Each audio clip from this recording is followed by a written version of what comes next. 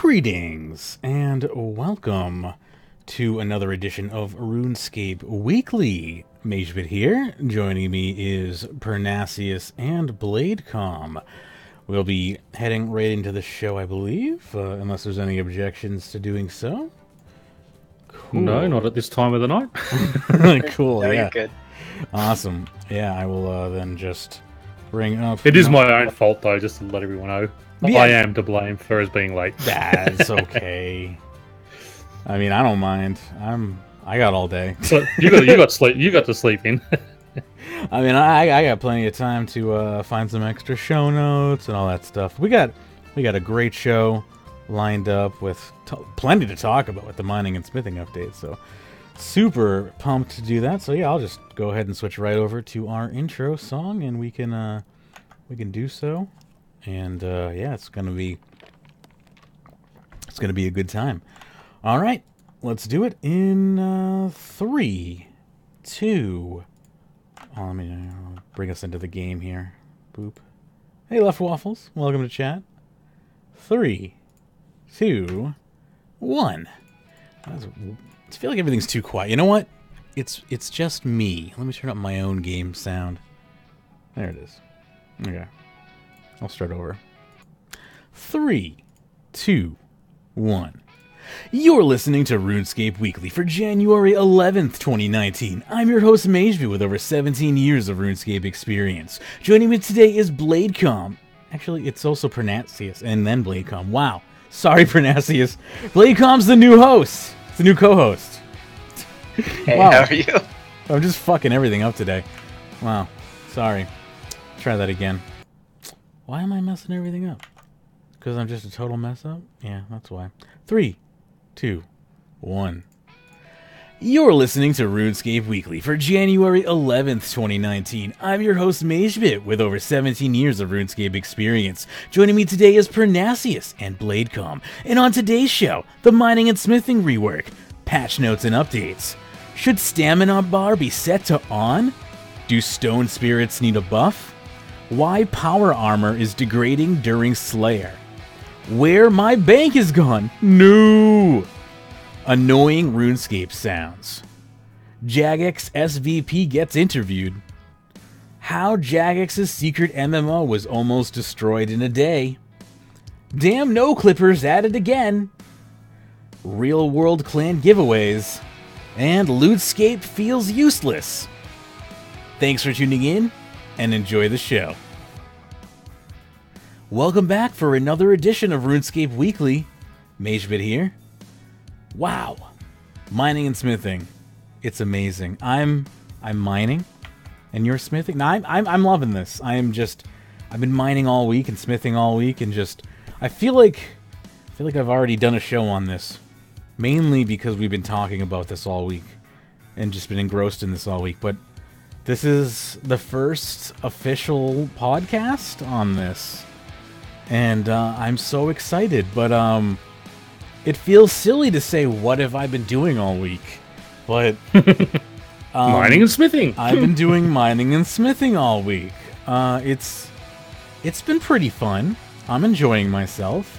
We'll be going through a full rundown of that pretty shortly here, so I'm not going to just kind of, cut that off, obviously, with just saying, everything about that at the moment, but there's just so much to it that I'm kind of flabbergasted. But anyway, I like I said, I'm not going to just blow that all right away. Besides mining and smithing, I've been ignoring everything else in game. Everything else has, been going really well. The website's been going fantastic. The wiki has been going great.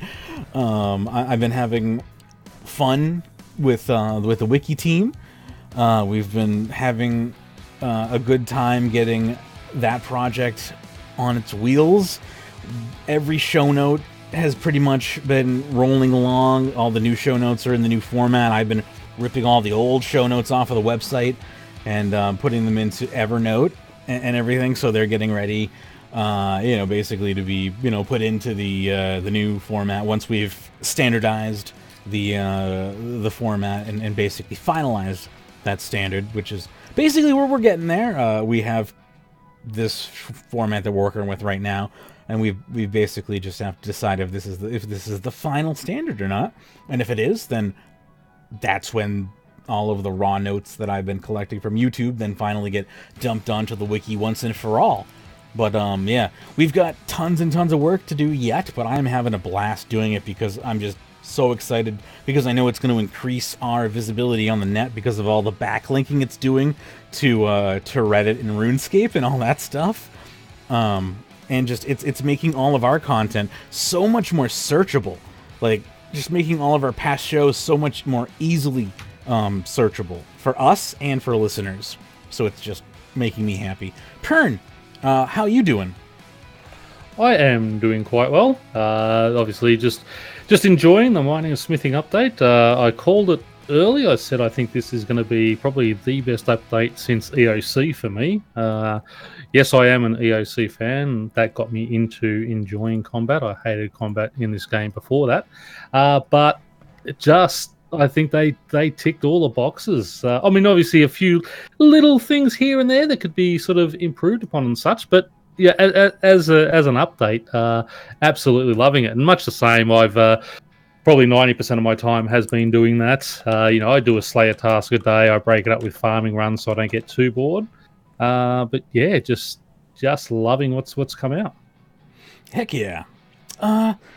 So we also have Bladecom, who has been on our end of the year mega show, I believe, before, and been on plenty of our live streams, but never on an official podcast before. So I wanted to welcome Bladecom in an official capacity to the podcast and give you a chance to, officially give yourself a background and, welcome yourself and give us a little bit of a biography. So please, take the stand.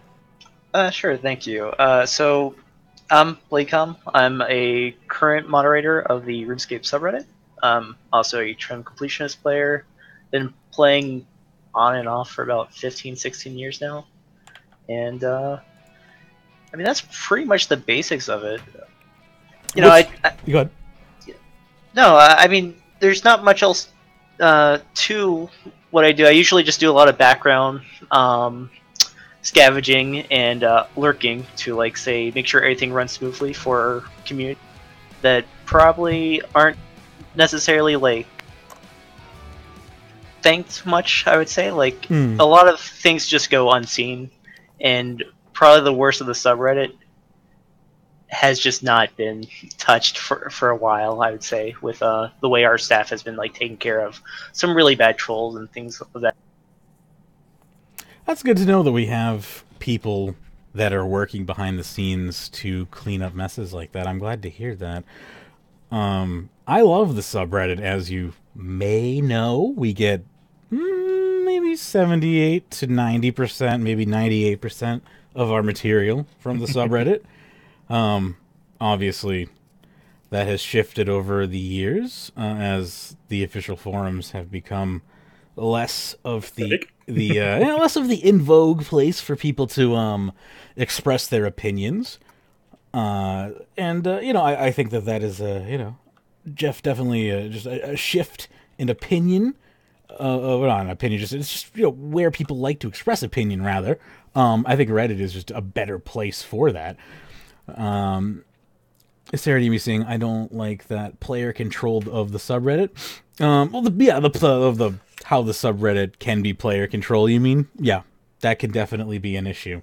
The upvoting and downvoting system of the subreddit can definitely have its negative consequences, which is why I sit on the subreddit and filter through it to try and pick out stories that are new and old, that both float to the top and bottom.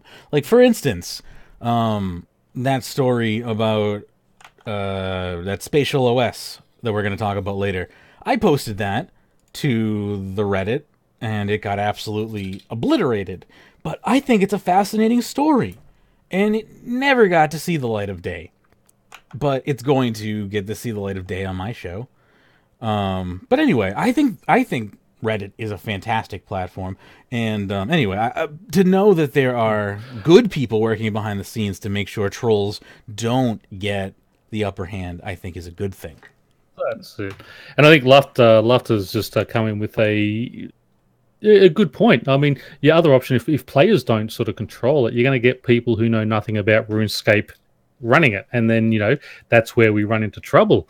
Having sensible players sort of controlling that type of thing, I think is a good thing.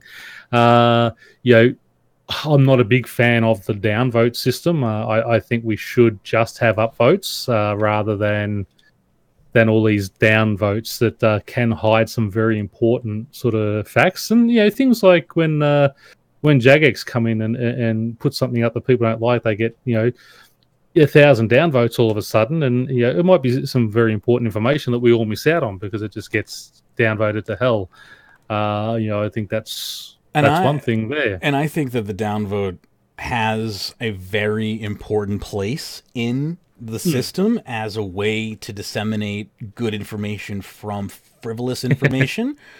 I think it's a very valuable tool. It's just unfortunately like it's a good tool, but like a gun put in the wrong hands. It's the same problem you have in America.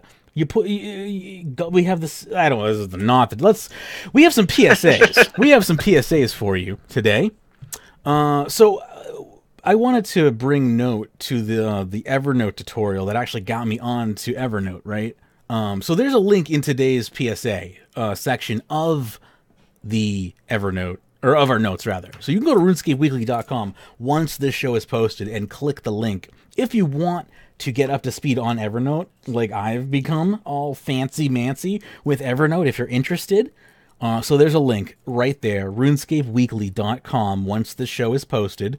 Because this is not a human-readable link by any shape of the imagination. Or if you're in chat and you're interested as well, feel free to. Isradimi's like, yes, let's talk guns.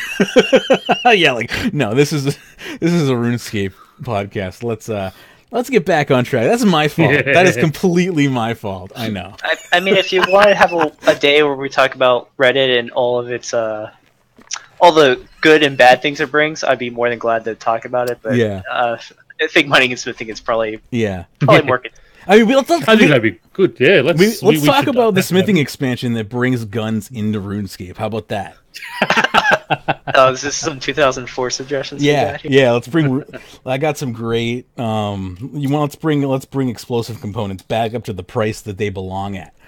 Anyway, so beyond that, if you're interested in learning about Evernote and becoming a true Evernote legend like I have become, and I've only destroyed my Evernote link once so far, as you may, if you're into the pre-shows, you know that I've done that once, and not really. It's what I really destroyed was the pointer to my domain, got ruined because that's how URLs work. I actually just destroyed the pointer, not the actual note. So, whatever. Anyway, point being, if you want to become an Evernote whiz like Magebit, you can do so. But, whatever. We also have another PSA. Fintum taught me how to use DonateBot, which is a really cool thing about which apparently you can plug in to Discord, which I didn't know about. And of course, I'm going to take full advantage of any and all monetization models that I could possibly get my hands on. Because I'm poor. So we plugged in DonateBot, and it's set up. So if you're interested in becoming our chat commander, which is a role that I've had in Discord available for quite some time, no one has been able to reach chat commander status. It's been available to reach. You can become a chat commander purely through sheer effort of chatting. Just no one has ever reached it because you're all lazy and never chat enough in my Discord. But now you can purchase chat commander status because pay to win and all that is just that's just how life is these days. Yeah, that's just Jagex has gone pay to win. That's 2019. Yeah, if Jagex can be pay to win, so can I. You can now become a chat commander for $5 a month all you have to do is type the word donate into chat, and that will begin the process. You can also change your color in name in Discord. We have all sorts of cool colored names from like pink, blue, green, whatever. Those are not per month. Those are just a one-time fee of like $3 to change your colored name in Discord. Check that out, runescape.chat in your web browser. That'll, quick link you over. Anyway, moving on to content. Oh yeah, we got some actual, a real PSA that doesn't involve you money. Make sure you're on World 70, right? That is the place to be. If you want to be smithing, make sure you're on World 70 for Artisans Workshop. You want to be there. That is the place to be for mining and smithing. If you are on any other world, you are doing yourself a disservice because that's where the luminite injectors, or the luminite injectors are, rather. So make sure you put yourself on World 70. What's the saying? How many comments do I have to make? Like a chat commander, 1,000. That's like a bond. 10,000. That's a good question. To reach chat commander, you're talking probably a good probably a good 6 months worth of chatting, I'd say.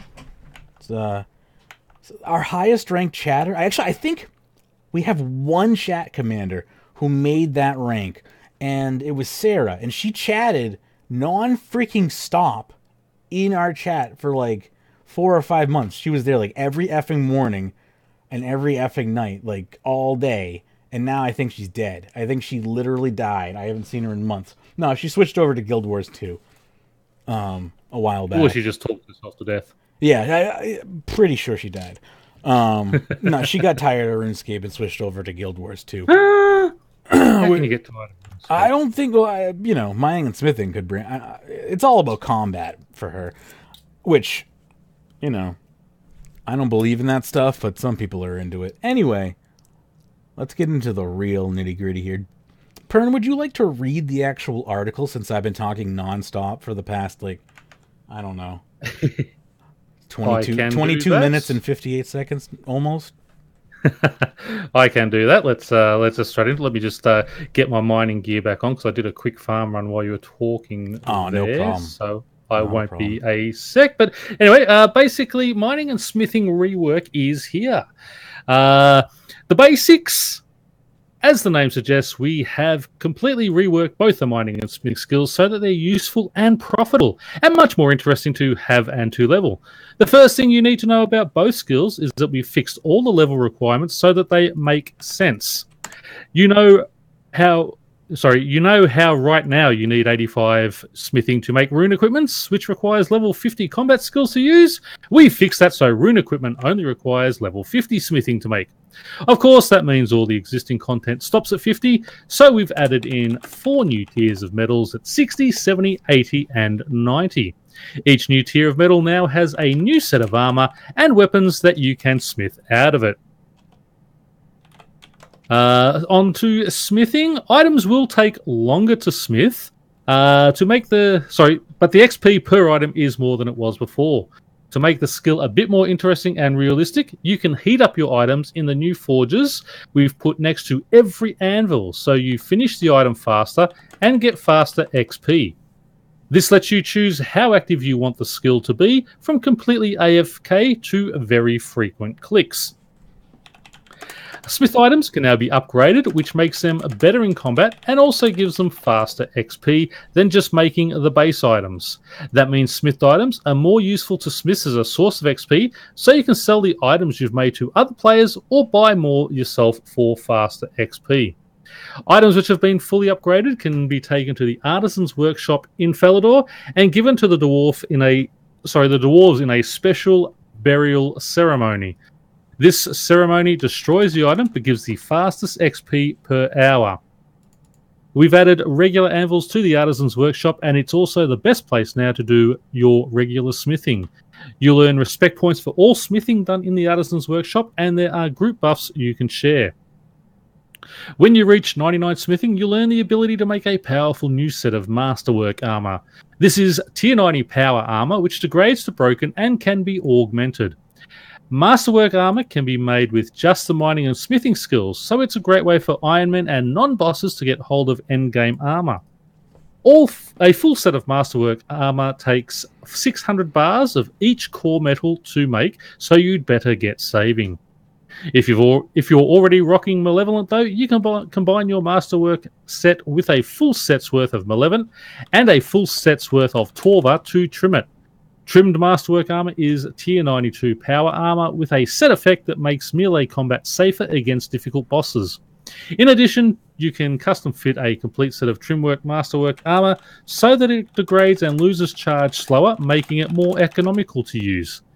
Custom fitted armor also never degrades when fighting your Slayer or Reaper tasks. And there's a caveat there we will get into a bit later. Indeed. Masterwork and trimmed Masterwork are fully tradable, so even if you're not a smith, you'll be able to buy them. Smiths get one untradeable combat benefit, though, which are armor spikes. Armor spikes are equipped in your ammo slot and damage anything that you hit in melee as long as you're wearing melee armor. And I've had 3 Seren spirits in the time I'm trying to read this. Yeah, of course. Mining. Get your pickaxe and head to the mining node. Click on it, and you'll find you get XP and or much the same as before. For the best rates, you'll want to make sure you're using a pickaxe that's at least as high level as the rock you're mining. So if you want to jump straight onto the new level 90 rocks, you'll need to get your hands on one of the new level 90 pickaxes. You can also make a level 90 pickaxe using the new level 90 metal we've added, or you can get an augmentable one by combining a crystal pickaxe, Incando pickaxe, and a blast fusion hammer. If you're currently using a crystal pick or dragon pick, you should look to upgrade before you try mining the level 90 rocks, or you'll find your XP rates and ore aren't that great. When you're mining, you'll see that every swing gives XP and fills up part of the progress bar. When the progress bar fills up, you'll get an ore. Using better pickaxes and being higher levels fills the bar faster and gives you ore more often. You may also notice that mining rocks don't deplete anymore. That means 3 things. Rather than fleeing to another world when you see another player, you can mine together in peace. Or you don't sit there and abuse each other. You can mine valuable high-level ores now without them vanishing and never be seen again. You can mine completely AFK if you want to. Rock on. The XP and ore rates you get while you're completely AFK aren't that great, though, so if you want more, you can work for it. Occasionally, another rock will sparkle nearby, and if you move to that one, you'll get an instant boost of XP and ore progress, which makes it well worth moving if you're paying attention. There's also a mechanic to reward clicking every 4 ticks on the rock that you're mining, but the bonus is only small, so if that idea horrifies you, you don't need to do it. So we're introducing 4-tick auto-attacking on mining rocks. I just want to say, I entered a challenge gem competition on day 1 in the mining guild mining ore Calcite with 9 other people. It was a 30-minute competition. I won. I 4-ticked the entire time. Wow, for a full half hour? Yep, took a picture. Yeah. Excellent. Yep, that's good. Yeah. I was like, maybe I do have PVM potential in me after all. Yeah, there you go. Training for PVM via mining. Yeah, right. Mining has shown me the potential inside. Okay, ease of use. We've added a new container for your inventory called an ore box. You make and upgrade this using smithing, and it can store 100 or 120 with 99 mining and Elder Rune ore box of every ore up to the level you've upgraded it to. The ore box means you can stay at the mining spot for longer before you need to go back and bank, so you can actually keep the ore you're mining rather than dropping it. And what they don't also say there, you can also upgrade that if you are at 99, it can be upgraded an extra 20 spots up to a 140. You just have to mine 100 of every type of ore in the game. But anyway, when you do head back, you don't need to put the ore in the bank. We've added a new metal bank, which you can access at any forge, furnace, or anvil to store your ore. The metal bank stores 2 billion of every ore and bar, and you can access it directly while smelting and smithing, so you don't need to run to and from the bank. This should save you some bank space. Hammer time! And not only bank space, I mean, it does save you that time of running backwards and forwards. So it's just going to make the whole skill sort of faster overall and sort of less annoying where, okay, I've run out now, I've got to back, restock, go back, and on you go. It just draws it all straight out. So That is really, really good stuff. Anyway, there are some other changes coming in, and this is the one that sort of has probably had a few people sort of questioning or complaining about things, but I'm a lover of it. I know Mage is a lover of it as well, and most skillers will enjoy this. It's more the PVM side that would complain, but let's get on to it. That's the core of the rework. Because Rune is getting moved completely to level 50, we've had to lower its elk value, or it would be ridiculous gold per hour. This would ruin a lot of top drop tables, so we've gone through and replaced all smithable items with new items called salvage, which have the same elk value as what they replaced had pre-rework. The last thing we've done is go through and fix every reward and piece of content which ties into mining or smithing, and updated it to fit the new mechanics. As much as possible, we've tried to retain the existing benefit. For example, the scroller's efficiency still refunds a few bars when smithing, but some rewards have changed. Remember, when we make big changes to game systems, it will make the price of some items rise and the price of others fall. If you want to make some money with the launch, then expect the prices of the old and new metals to be at their highest right after the update launches, and then drop afterwards. Now, I do want to just point out one thing, and I've just missed that Seren. Where did it go? Okay, lost it. I heard it beep. I know, right, those little buggers. And it's disappeared. That's like 4 in that. I haven't seen any for ages. And then like 4 in a row while I'm trying to read. It's like they knew. Yeah, those stone spirit drops the stone spirit drops are only annoying for me when I know those drops were supposed to be bars. When they were supposed to be ores, it doesn't bother me. But when I see a drop and it's like 15 adamant stone spirits, and I'm like, those motherfuckers were supposed to be bars. Yeah. And that is one. Stone spirits are probably a little frustrating. I would prefer to see them drop salvage where it was bars rather than stone spirits. Even if it was small salvage to compromise. Yeah, exactly. Small or medium salvage is good enough, but that is a little bit frustrating. Also, one other thing that they did with this, and we found out by one of our clan members a couple of days ago, lunar bars from the quest. Mm-hmm. They are delicious, but from the quest, the lunar bars you make up there on Lunar Isle can't be done at the moment. So fingers crossed they fix that up pretty quickly for people who haven't completed that quest. Forgot about that. You can't make your lunar outfits, but other than that, I mean, it's been a really, really fantastic update. I said earlier that how weird it was just clicking the runite ore and just watching how quickly your inventory filled. I just want to say things like that. Unfortunately, and I didn't mean to do this because I was kind of half awake, but we accidentally spilled our first reactions in the pre-show a little bit by accident. We did, yeah. That's why I'm trying to remember what I said there and just bring it back into this one as well. Like my stomach stank. My stomach sank a little bit, and I was like, oh shit. This is kind of what we were supposed to talk about at the beginning of the show. No, I think it's just because it's just such an exciting update, and as it was great. I called it. I called it the other day because I said, this is probably the best update since EOC. Yeah. And I am a real EOC lover. As I said earlier, the EOC is what brought me into combat in this game, made me start enjoying combat, and This is the best update since then for me. It's got the interest. I can kick back and watch TV and just AFK if I want to, or I can work faster, get that better XP drop rates. There's so many things to work towards, and just that ability to be able to work hard and make my own T90 armor or T92 armor if I want to sort of spend a whole bunch of money on Malevolent and Torva.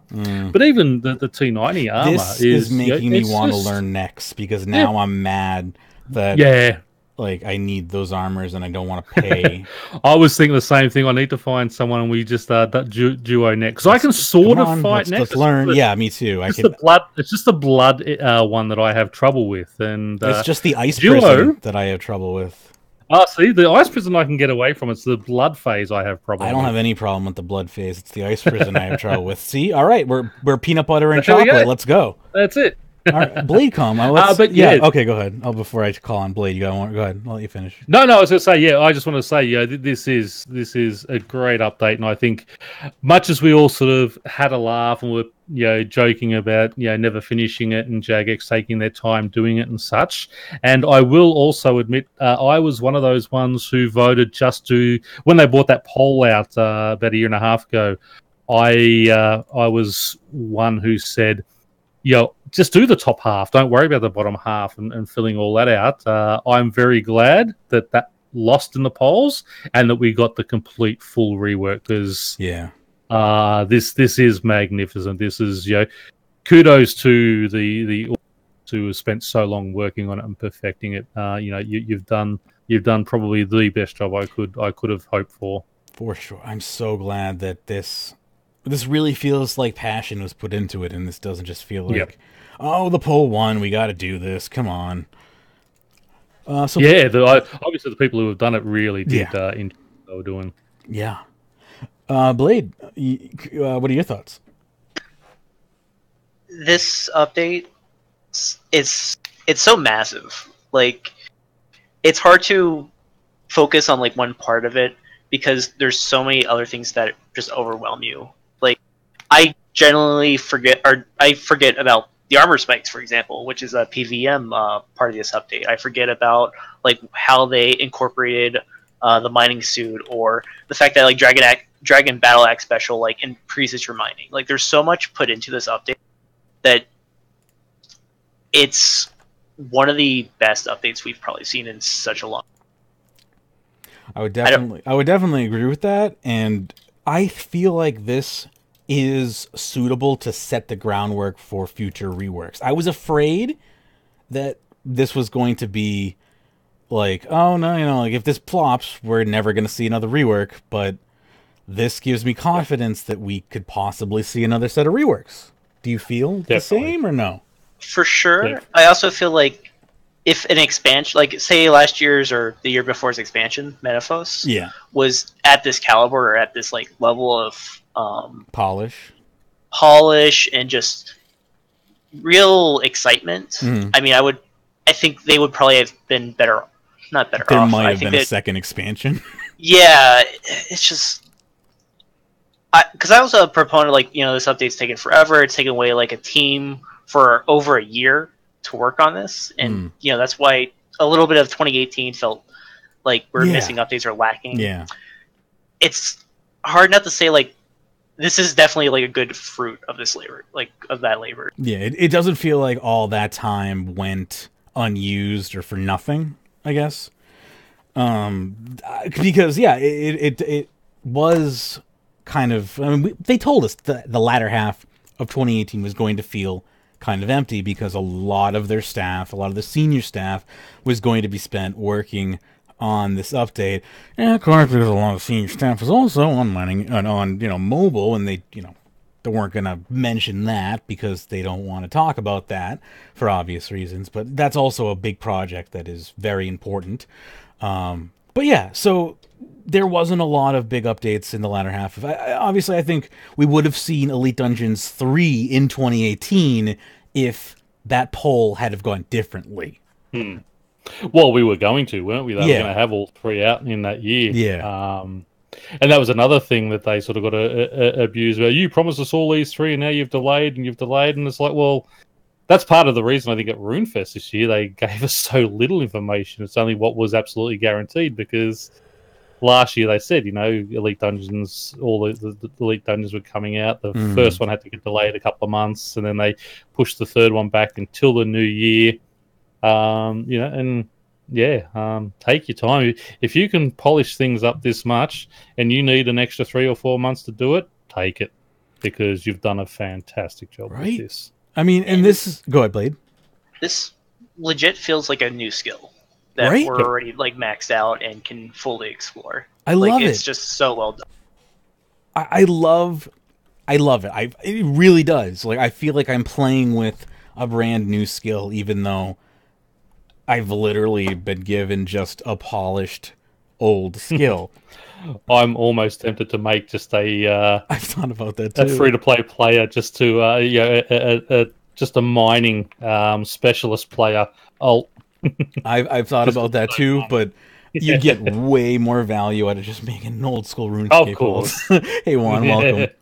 But yeah, like it really does make you feel like that little noob inside you kind of comes alight again with this update, right? Yep. Because there's just, you get to explore all those kind of old places again, and like, hey, you actually have to go mine 100 copper if you want that. You want that upgraded box. I have to go do that still. I haven't done that, but I've, gone and mine all the new ores, and here I am mining. Like this is great. I mean, the counter says I'm making 4.5 million gold an hour. That's probably not true, but like the mechanics are fantastic. I'm enjoying it. Now I know most people play with sound off, but I enjoy the sound effects. They are very much so improved over the previous sound effects. When you strike a rock, it sounds like you're striking a rock. It feels wholesome. Like it really feels thick, like and real. Like the sound effects are just better. I don't know how to, like, whether they're 3-dimensional and whole. Go ahead. They actually time with the strike of the pickaxe, unlike previously, where you guys swinging, and they never struck at the same time. Now every swing strikes properly. The little sound effect for the rocketunities, so when they pop up. If you're not really sort of paying attention, if you're reading, reading things and such, And Bladecom was exactly right. It feels like a new skill. I had the same enjoyment out of this and the exploration of this as I did when they released Divination and when they released Invention. Just, what's best? Go and work things out, have an explore, just enjoy it. And it really brought that whole new skill feel back again. Yeah.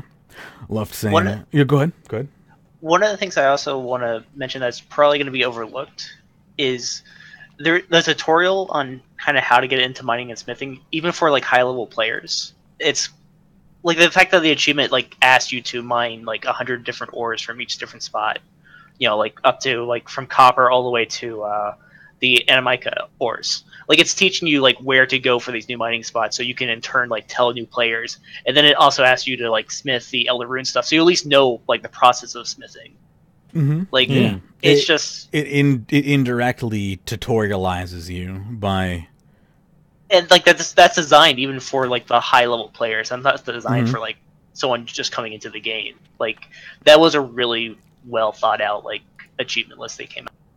Yeah, they did it. They designed it very well and brought even elder players who would have no reason to go and do that, and made them do that, but made them do that in a way that didn't really make them feel like they were doing something too egregious. 100 copper doesn't take very long to do, and it's just one step in an achievement that feels like, it feels rewarding once you've completed it.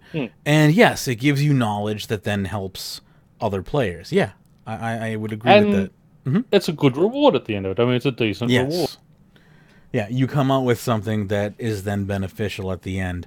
This update all around just encompasses what a skill rework should be, and I really hope that they take this and turn it into a template for the rest of them. I think we were talking in clan chat about how to pair off the other skills, like just take fishing and cooking and fletching and what was it, the other one, wood cutting, and wood cutting. Just keep pairing them off. Yep, go ahead. Even if they don't pair them off, even if they sort of just work on one at a time rather than sort of two at a time, you'd obviously have to work the gathering first, then the artisan one, but obviously if they can do them two at a time, fantastic. But we saw how long this did take, and maybe that sort of, because it was two complete skills, whereas they work on one skill, it might sort of be a little bit easier to handle. I mean, they did do divination and invention one by themselves. They were supposed to be together, and they ended up and then they ended up with what come out reworking the entirety of Invention. Even Invention technically was released in 2 separate patches. So I mean, Yeah, well, that's right. you know, even that itself did not get its own release in one fell swoop. So That's it. you know, these types of things are never one just blob. Here you go. That's the thing. Games, especially projects of this size, can never just be, here you go, here's your serving, enjoy. They're projects, they're ongoing, they're alive, they're living, they need constant attention and ongoing treatment. That's why reworks are important, you know? That's why we need to constantly be attentive to these types of things. Anyway, I love this. This might be my update of the year. Who knows? Oh yeah, I've called it already my update of the year. I've basically called it my update since EAC. So there you go. Anyway, let's keep moving on with the news, and they have given everyone as an extra bonus full in-game access to Runemetrics Pro for the month, following the launch of the rework. So I was saying in pre-show, I hate that they've done this because I just didn't realize. I mean, I'm generally a big stats person, but when I'm playing a game, I don't really care. I'm just playing for fun. I don't really care on my hourly rates and XP rate and such. I can say, I'm earning around 4 mil. Like, that's happy. I'm happy enough. But this just gives you such an accurate reading and how much longer I've got to reach the next level and all that. It is really good. So I'm probably going to have to be buying a bond every 2 months now to keep this going. I'm really excited to see what happens because I have a Runemetrics Pro subscription right now, and mine runs out in 7 days, 7 hours. Okay. So when mine runs out, does the free one kick in, or do I have to pay? Because I'd say till the end of the month it'll kick be in. like, maybe I don't want to pay anymore. I don't know, Jack. Maybe yours has been suspended while they do the free month, and then it'll kick in whatever you have left. But wait and see. I don't know. It'll be interesting to see. Yeah, I was like, I wonder how I get it for free, and you don't. I wonder how that works. Yeah. Yeah. Anyway, moving on. Yeah. 18th birthday competitions.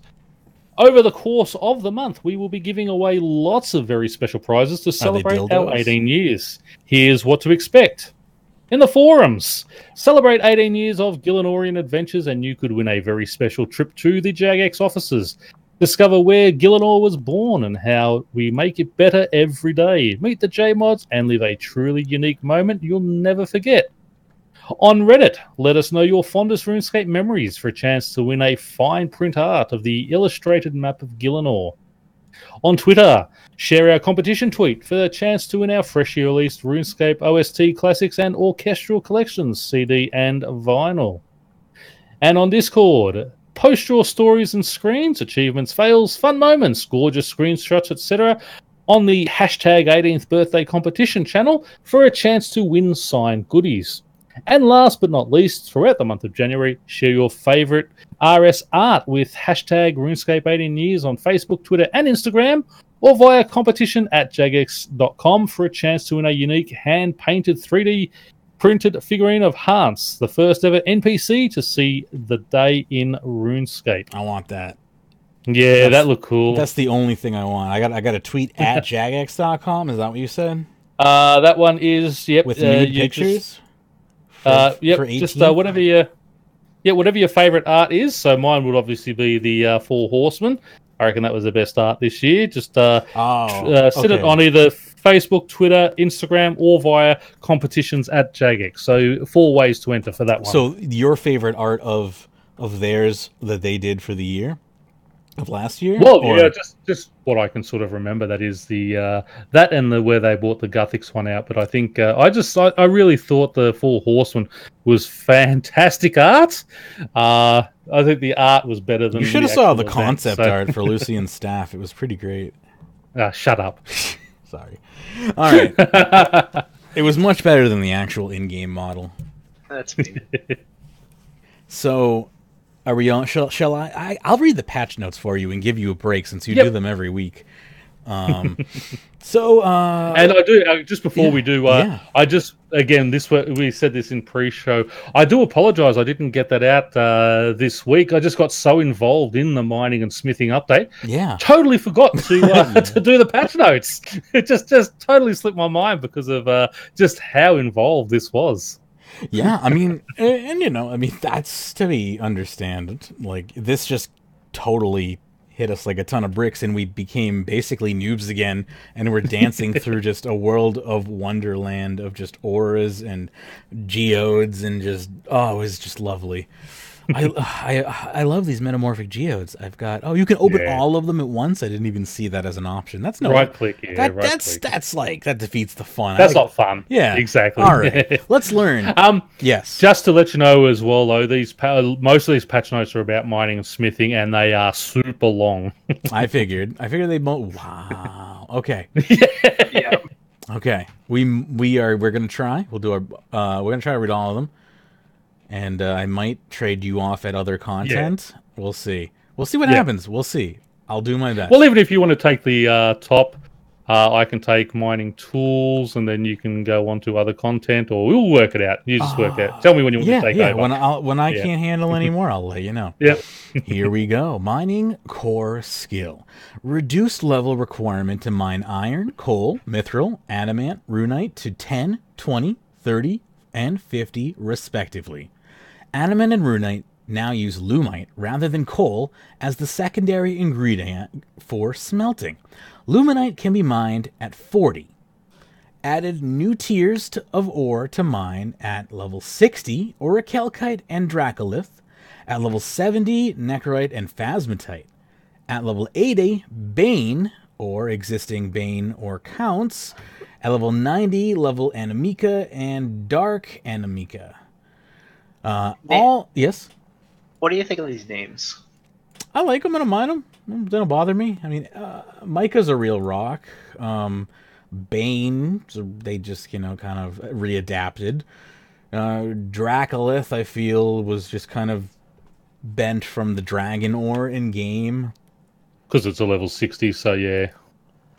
I know there's like a lot of contention for these names, like when they were first like trying to pick and choose. I think they came out already. They've I think they did fine with the names. Was it a lore problem as far as the name choice, or was it always just like? I'm pretty sure some of it was lore, especially for like the light and dark in Amica, but I think they kind of compromised on that. I think they did a pretty good job. But even Necrite and Phasmatite is sort of those are kind of my favorite orders. Darklands, yeah. I like the names of those. They did really cool with the Necrate and Phasmatite. I think that was pretty cool. Or the whatever. Anyway, continuing on here. All mining sites have been rearranged to include the new ores. The world map now shows what rocks are available at each mining site. Mining rocks no longer deplete.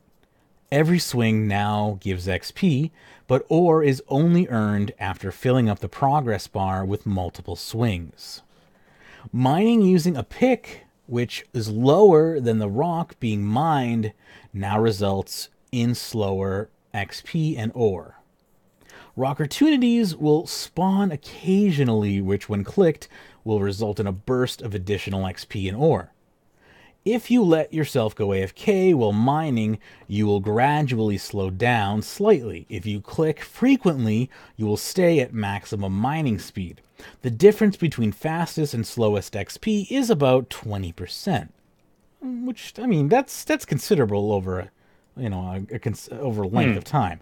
When mining, you have a chance to gain geodes. Regular geodes contain gems, and metamorphic geodes always contain rare prizes.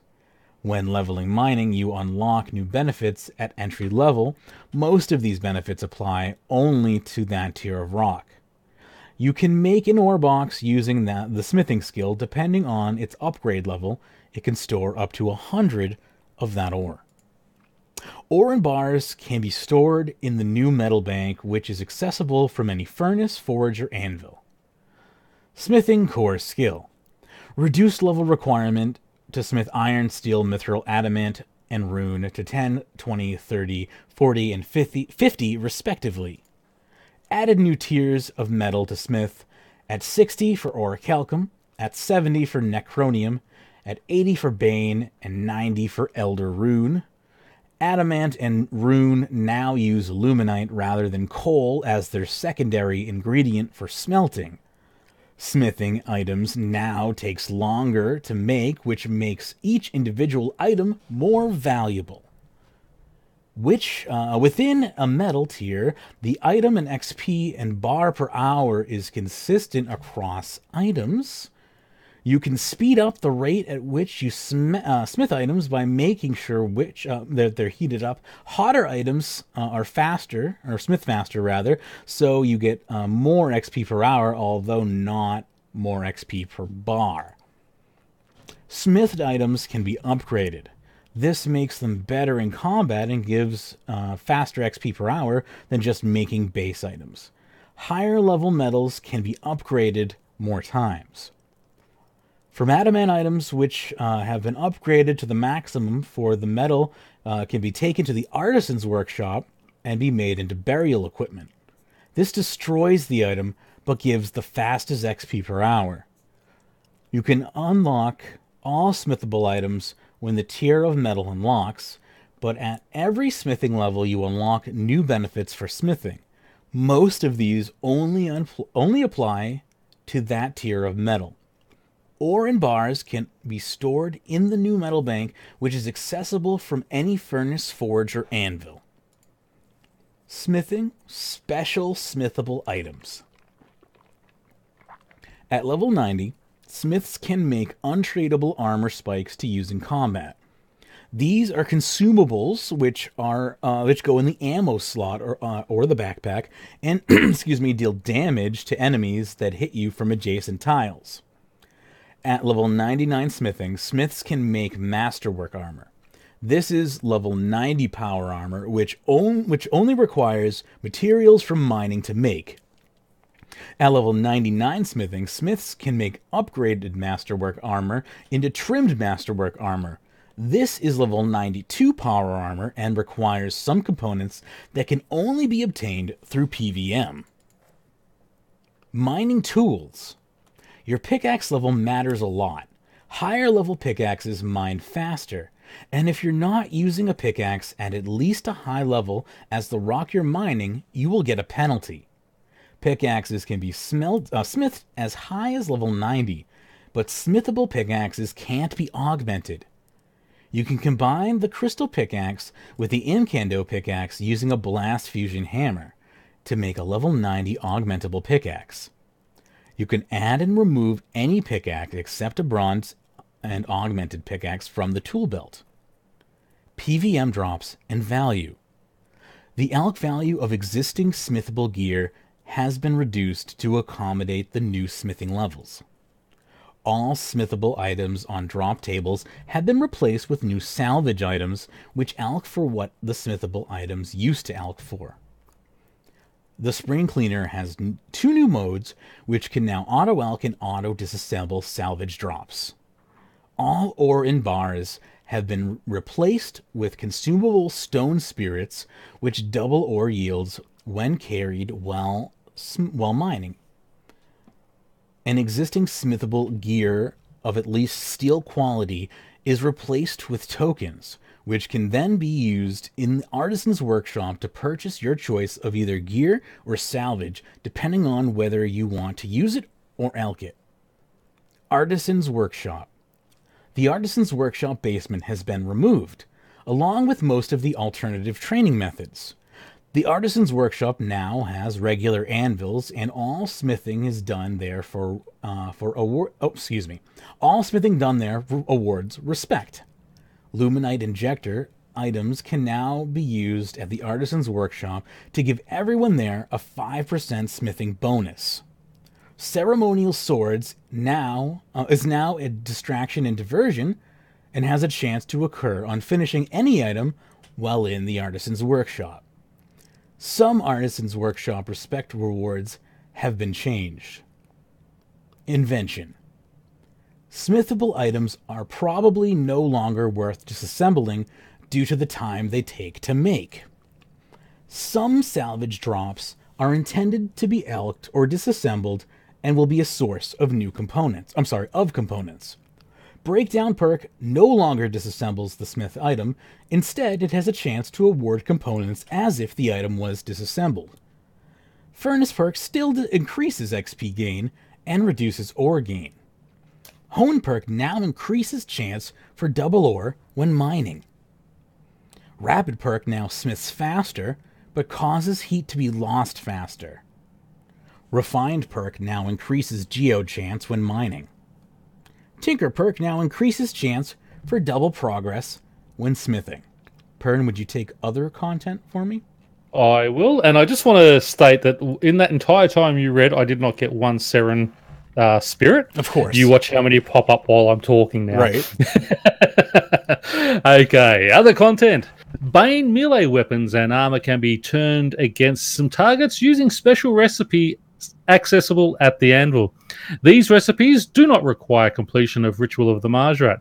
Bane ammunition still requires Rotom to make. Gem rocks have been split into multiple tiers with different drop tables. Which gems drop at which site is visible on the world map. Seren stones are largely unchanged and will remain the best AFK mining method.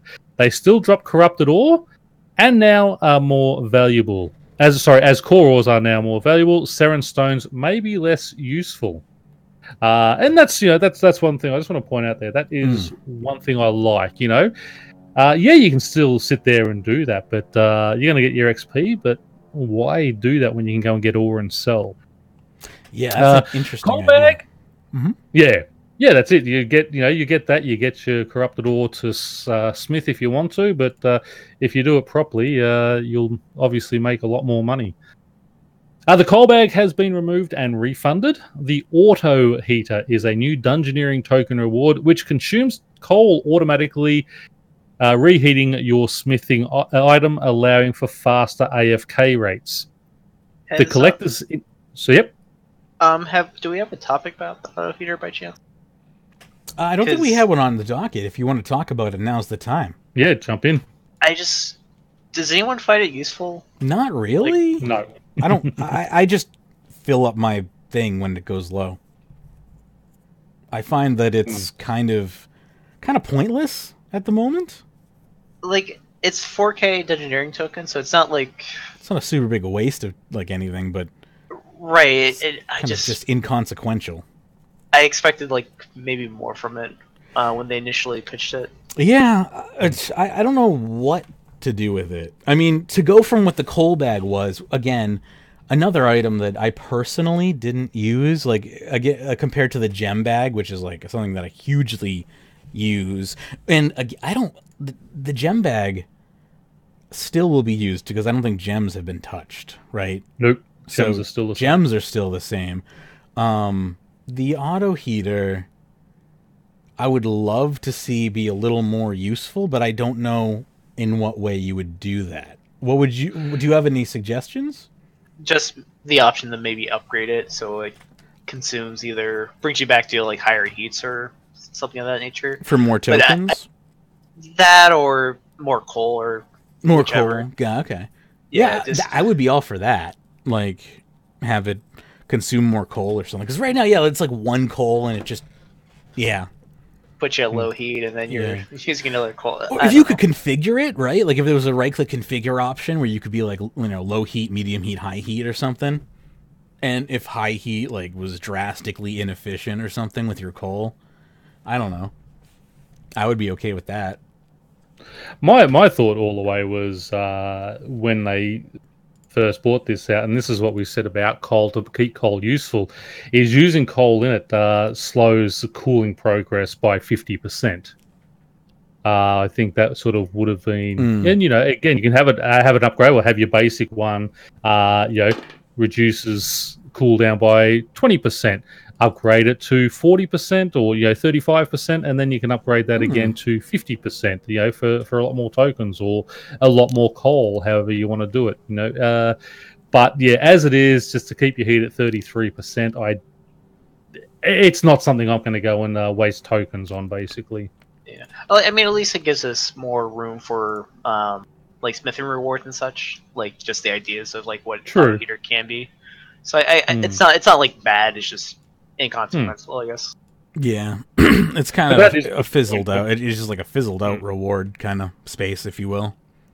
That is actually a good point, though, that you point out there, that it could be a further reward option. So you get that, and then as a reward from a high-level quest, or, from, as said, higher dungeoneering down the track. Think about the gem bag. It was once the gem bag, and then it became the upgraded gem bag, right? Because of Dragonstone. Exactly. So, I mean, there's that exact opportunity for the auto heater to become the upgraded auto heater down the line. I don't see why not. Continue. I'm going to run to the bathroom real quick. The Collector's Insignia now increases geode chance and increases the chance for double ore when mining sandstone. Varrock armor now increases the chance for double bars when smelting, for double ore when mining, and for double progress when smithing. Higher levels of the armor work on higher level metals. New Varrock armor doubles the effectiveness of Varrock armor and allows its mining and smithing benefits to work without wearing the armor. Luck enhancers, such as the Ring of Wealth, etc., now increase the chance for geodes to upgrade to metamorphic geodes. The Quarrymaster aura now increases the chance to critically swing when mining. Resourceful aura now increases the chance to find geodes when mining and increasing the chance to get double ore when mining sandstone. Divine location rocks have had their divination requirements lowered to match the new mining requirements. Divine luminite has been added, but higher tier divination locations have not been added at this time and hopefully never will be. Strong smelting urns only work up to level 70. A new decorated smelting urn has been added, which works up to 99. Juju mining potions now have the chance to give free stone spirits when mining. Stone spirits double ore yield. Perfect Juju mining potions make mining faster when using stone spirits. Perfect Juju smithing potions increase the chance for double progress when smithing. 2 new items, the iron ingots and steel ingots, have been added. These are made at the furnace and are used in place of plate bodies when making iron and steel titan summoning pouches. The mining accumulator now gains charge when the player gets a critical swing when mining. The mining crystallize now works. When mining crystallize now only works on core mining rocks. It prevents ores from dropping and adds 20% additional mining XP as long as the player is not AFK. Light form doubles the effect of crystallize. Sorry? How does it know you're AFK? How does Jagex know you're AFK, big brother? How do I know? Well, because you're not clicking on the rocks. No, I don't know. Well, maybe they're looking through your webcam, seeing if you're sitting at your desk. Light form doubles the effect of crystallize from 20% to 40%. Superheat items, as well as smelting ore, can be cast on smithing items to heat them up. Superheat form no longer automatically smelts ore when mining. Instead, it reduces the time taken to smelt bars and increases the amount by which heat speeds up smithing. Skill chompers? So I wanted to actually talk about superheat item. So they did the same thing with kind of smithing as well, but I like how there's 3 tiers of activity you can do for any of these skills. Yeah. Like mining, you can just completely do AFK and not worry about anything. Or you can do rock opportunities, which is, I guess, like the medium function of it, or you can fortick. And with smithing, you have auto heater, complete AFK, reheating, which is like minimal effort, and then you have the superheat, which is like more advanced. Like just something really nice about this update. Yeah, they did a really good job of balancing the different tiers of engagement. I really like it, and that's, I think, honestly, my favorite part of this update is really the granularity of how involved you want to be. Is one of the most important parts, because that's allows diversity. Yeah, exactly. And I think that's one of the things we've been talking about, like, for so long, for years. I think really, we've been complaining about for so long. It's just like you need a GP making method, you need an XP making method, you need a slow, you need a fast, AFK, intensive, and like think about how they did deep sea fishing, where like the best fishing XP was that click intensive minigame where you could still have that with like say sailfish or whatever, like with a 4 ticking method, but it just goes to show like the way they did it is just like they've learned from their Yep, they were on the right track with that. They were with Fishing Frenzy, and deep sea fishing was a step in the right direction. They were sailing course for the right, course. They were on the right course with it. I was trying to make an ocean pun. I failed. Now all we need to do is say that at Pyrnassius waterfall fishing that all the crystal urchins are just about gone. So we've overfished many. Yeah. That's it, and we halve the fishing rate there now because there's not that many urchins left. Sorry, new players. And I'll be happy. Yeah, if I can't eat I'll cod, be very happy then. Okay. Skill chompers can be used in addition to a mining pick and increase the damage dealt by critical swings. Rock crushing scrimshaw now increases chance for a critical swing when mining. Gem finding scrimshaw now increases a chance to find geodes when mining. Mining familiars now increase the damage the player deals to the rocks when mining. Crystal hammer now increases a chance for a double progress when smithing. The nymph in the lava flow mine now spawns more frequently and consistently. I don't like that one. The blast furnace only works up to rune. Ordan no longer sells ore, but no longer charges to unnote ore.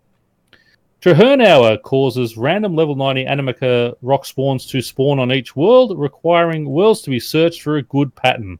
In addition, ore mining has a higher chance for double ore, and smelting corrupted ore gives more XP.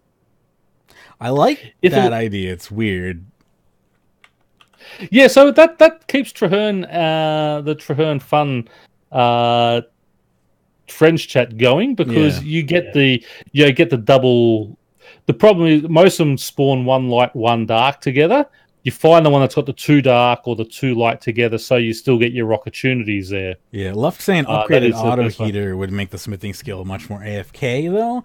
I mean, it would have to be priced. But it's at a cost. Yeah, it would have to be priced accordingly. And sticking it in dungeoneering. That's the thing is everyone has so many dungeoneering tokens as well. That's another. It's like everyone can just buy it so easily, right? That's another fear that I have. But whatever. Well, unless you're like me and you're trying to get your rune score and you've got to upgrade all the rings and such, so you've wasted 2.5 million tokens on those. See, I already did that like 3 years ago, though. Yeah, I didn't even know about the rings, the upgrading things on those. Anyway, yeah, let's keep going, shall we? Yep. Ithalour now gives a chance for soft clay mine to be put straight into the bank. The empty throne room is now the primary site for dark Animica ore. The previous mining activity has been removed. The agility and divination activities are unchanged, except it is no longer necessary to refill the boxes at all. I have a suggestion. Can we get an agility shortcut from the top of a zip line? Just have a zip line. Yeah. Go from the top to the bottom. Level 90 agility. It would be a great level 95 agility. 99 agility. And 99 strength. Fuck it. Damn it. Nice. No, I say, well, with it having to be sort of the 90 mining, I don't see why you can't tie in sort of higher levels of agility and strength with it. Yeah, maybe keep it 90 strength and 95 agility. It's not. I just hate having to run all the way down there, and I think it would be cool to have a zip line there. I think it would be a cute little addition. It's like finally it's like the miners have put their kind of little stake in the tomb. Like, okay, we've made our kind of claim here. The ores are here.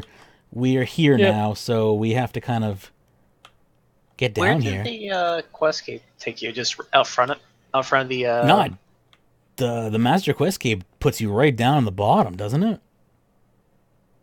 I'm gonna have to buy another one and check it because my Master Quest cape I have got.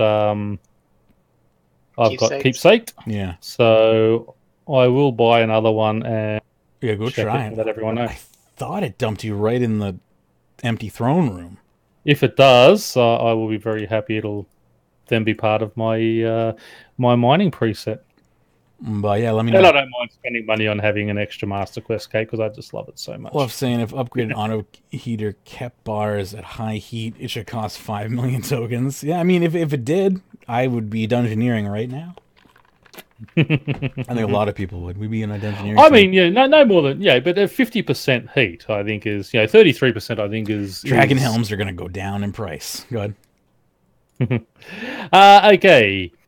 The Gemstone Golem outfit now increases the chance to get a critical swing when mining, and the Magic outfit makes Rocketunities more effective. The Blacksmith's outfit can now be purchased directly from the Artisan's Workshop Respect store. The modified Blacksmith's helmet now increases the chance of getting double ore when smelting. It can be purchased from the Artisan's Workshop Respect store.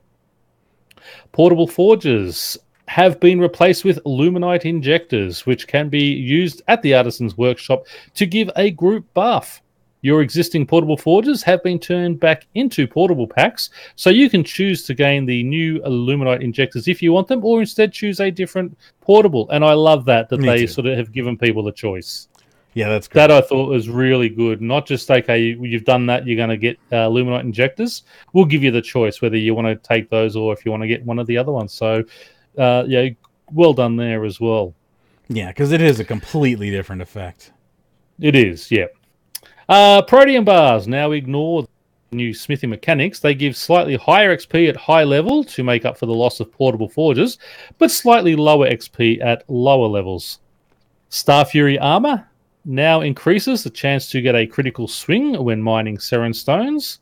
Dragon armor is now power armor. DX will be very happy. Yeah, let's let him know. No, he was bragging about that. He was excited about that in chat the other day. That's awesome. Yeah. The mining skill cape now increases the chance to gain double ore and awards bonus XP whenever double ore is gained. I'm literally just picturing DX in like a Lamborghini with the top down in dragon armor, just going, "What now, bitches?" He would do that. That's such a DX thing. What's up, Blaine? I know the metamorphic geodes give like dragon armor, but I don't know if it's like the full tier. Like you can get a dragon full helmet. I got one this morning. Yeah, I put it on the GE. Oh, really? Okay. Yeah, did not sell. I didn't expect high elk. Yeah, they're worth more high elk anyway. Oh, will it? All right, gotta get that off the GE then. Yeah, I think they're 60k if you high elk them, and they're like 57k if you sell it. The full helm? Yeah, we're talking about the full. Oh, the full helm. Sorry, full helm. Yeah. Sorry, yeah. the dragon helm. Yeah, no. The big baby. Yeah, no, leave it in there overnight. Yeah, maybe it'll sell overnight. Which, if it's a small thing, but it might make like dragon armor actually seen or used. That's what I'm just figuring now. It's just the helm is just gonna be like worth 1 million gold in a week now. Did they end up making dragon armor free to play, or did that not get done? Is it still ruined? Because they were talking about that at one stage. I think they still want to keep like the tiers at 55 for free to play. Can they buy it, or they literally can't even buy it? I think they can buy corrupt. Yeah, I think you're right about corrupt. Dragon Alex helm. Yeah. Dragon helm, just a regular rolled. Okay, well, you looked that up. Where is it? The smithing cape will... Yep. You're right. Go ahead, continue. Dragon... The smithing cape... Yep. Sorry. You go. No, the dragon helmet is members, correct. Corrupt. They can have corrupt. They can't have non-corrupt. But damn, does that dragon armor look sexy now that it's power armor? It does, doesn't it?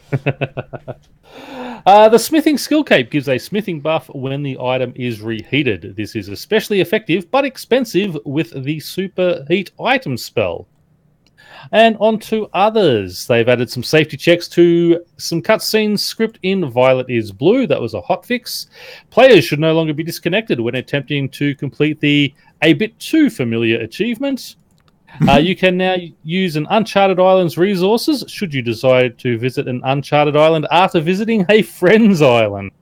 So you visited the island, go to your friend's island, then go to another island, and you weren't able to get the resources there. So you can again now. Good.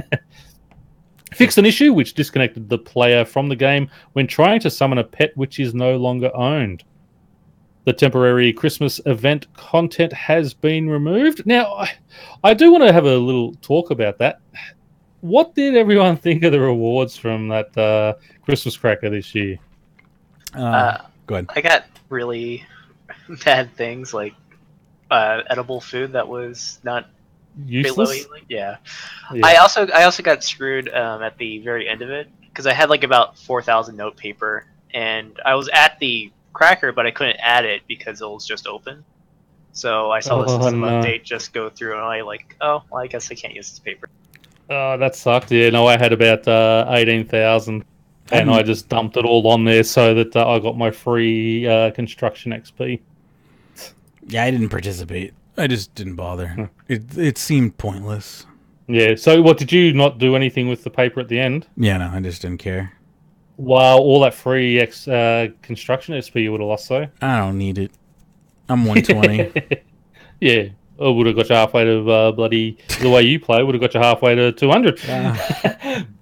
Yeah, no, I thought the rewards were very bland from that. I mean... They did enough contests at the end of the year. We didn't need it. Yeah. I would have preferred just not to see it at all. Right? So, They basically bastardized the cracker. That didn't sound right.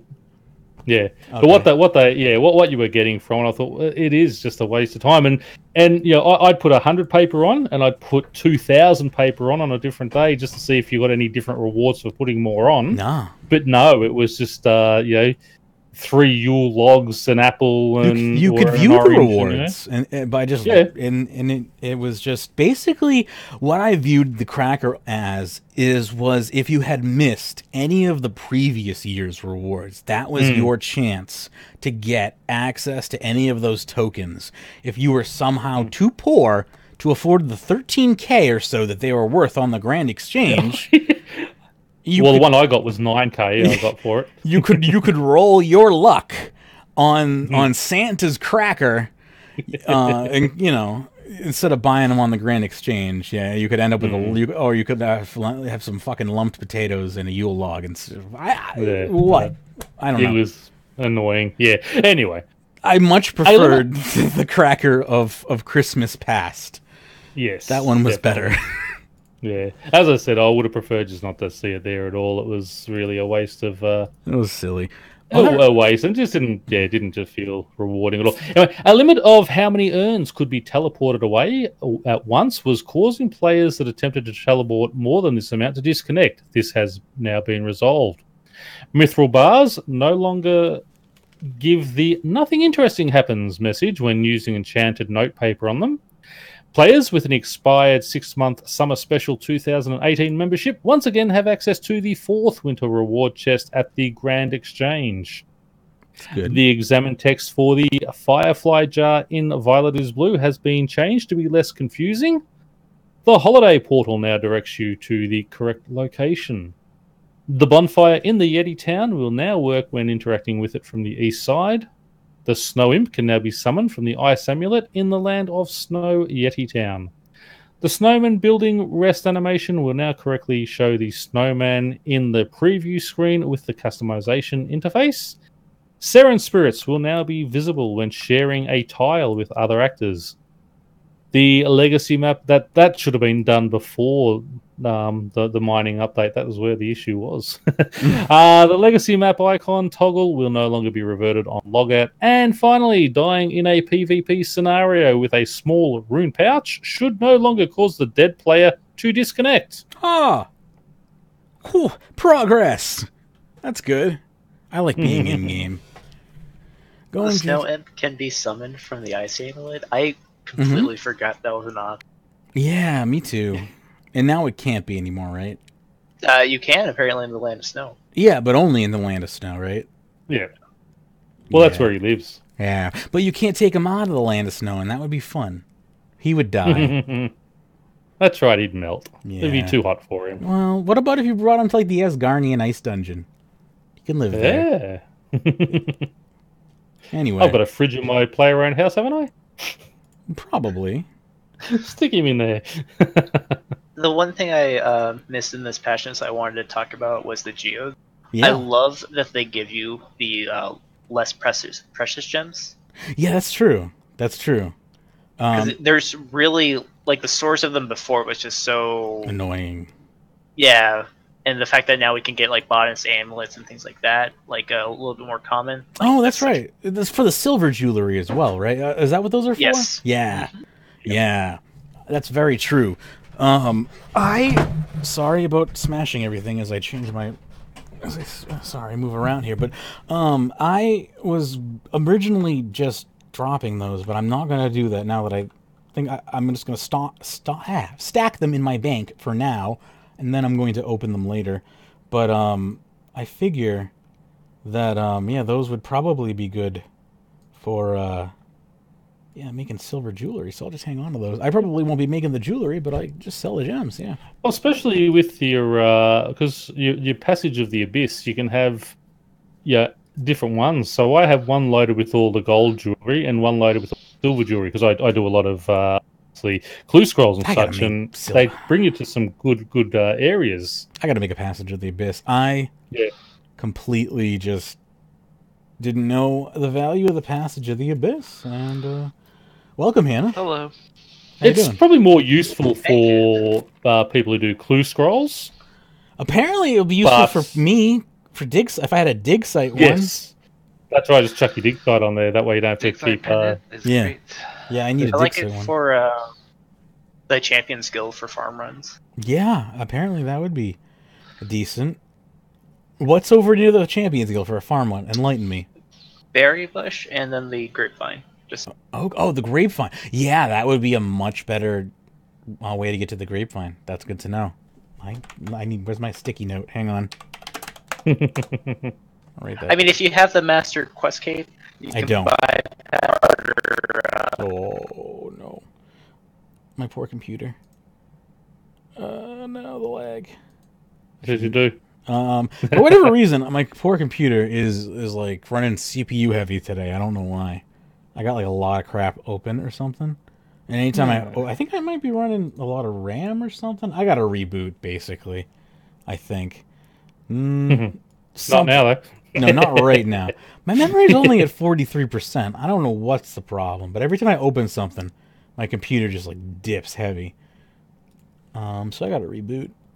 But anyway, later, not now.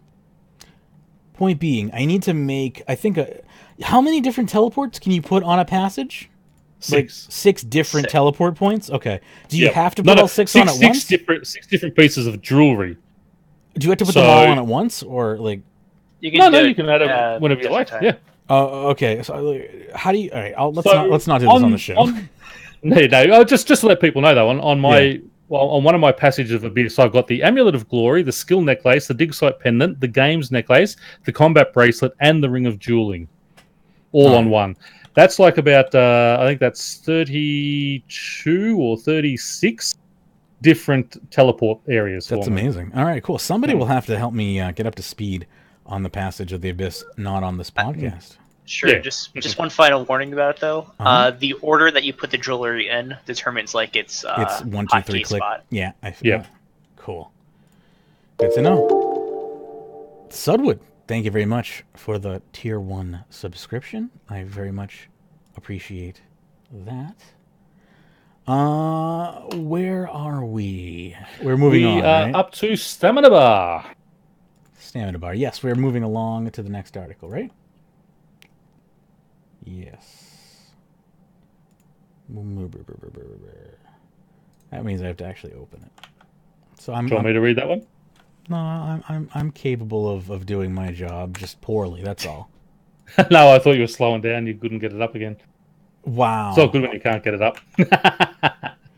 I was for whatever reason, my you know what? You may begin reading it because for whatever reason, I'm trying to copy it to my clipboard, but it won't. So the copy's grayed out. This is by Taiki Mick, who says, Stamina bar, please set default to on. And the reason we put this one in here, obviously, is the response by Mod Jack, who says the stamina bar is a very misleading mechanic, which seems far more important than it actually is.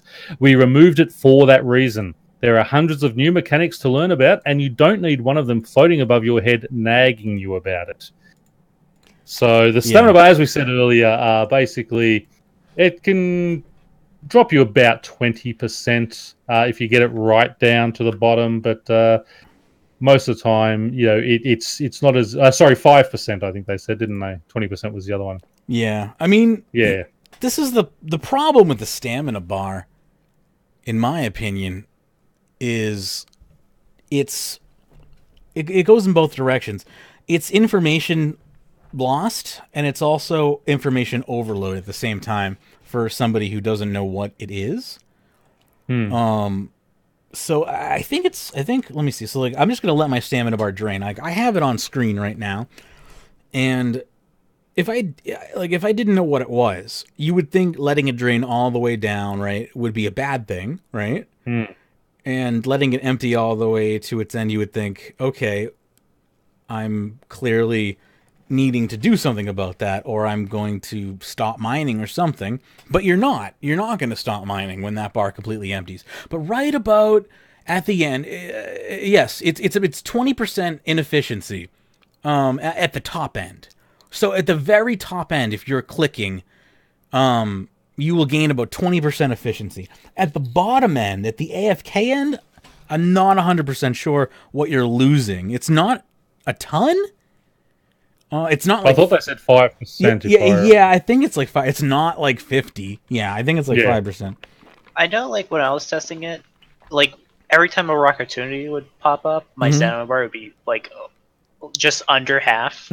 So, like, you could just click the rock opportunity and it's full again. So it wasn't exactly anything I ever had to worry about. I heard that, like, if it's under half, you start to see some of the, like, it starts to slow down mining, like, percentage-wise, but it's nothing to be overly concerned about. Yeah. If you're following the rock opportunities, you're basically going to be on par with what XP rates and GP rates are supposed to be, or were supposed to be. Yeah. If you want to get it a little more intensive, that's where 4 ticking comes in. And if you want to be AFK, that's where the new AFK, kind of mechanics come into play. And whatever happened to the resting animation? I think they cut that. Right? They took that out. Yeah. People complaining about it. Yeah. Stone spirits should be talked about, you say? I think someone asked. Okay, gotcha. Yeah.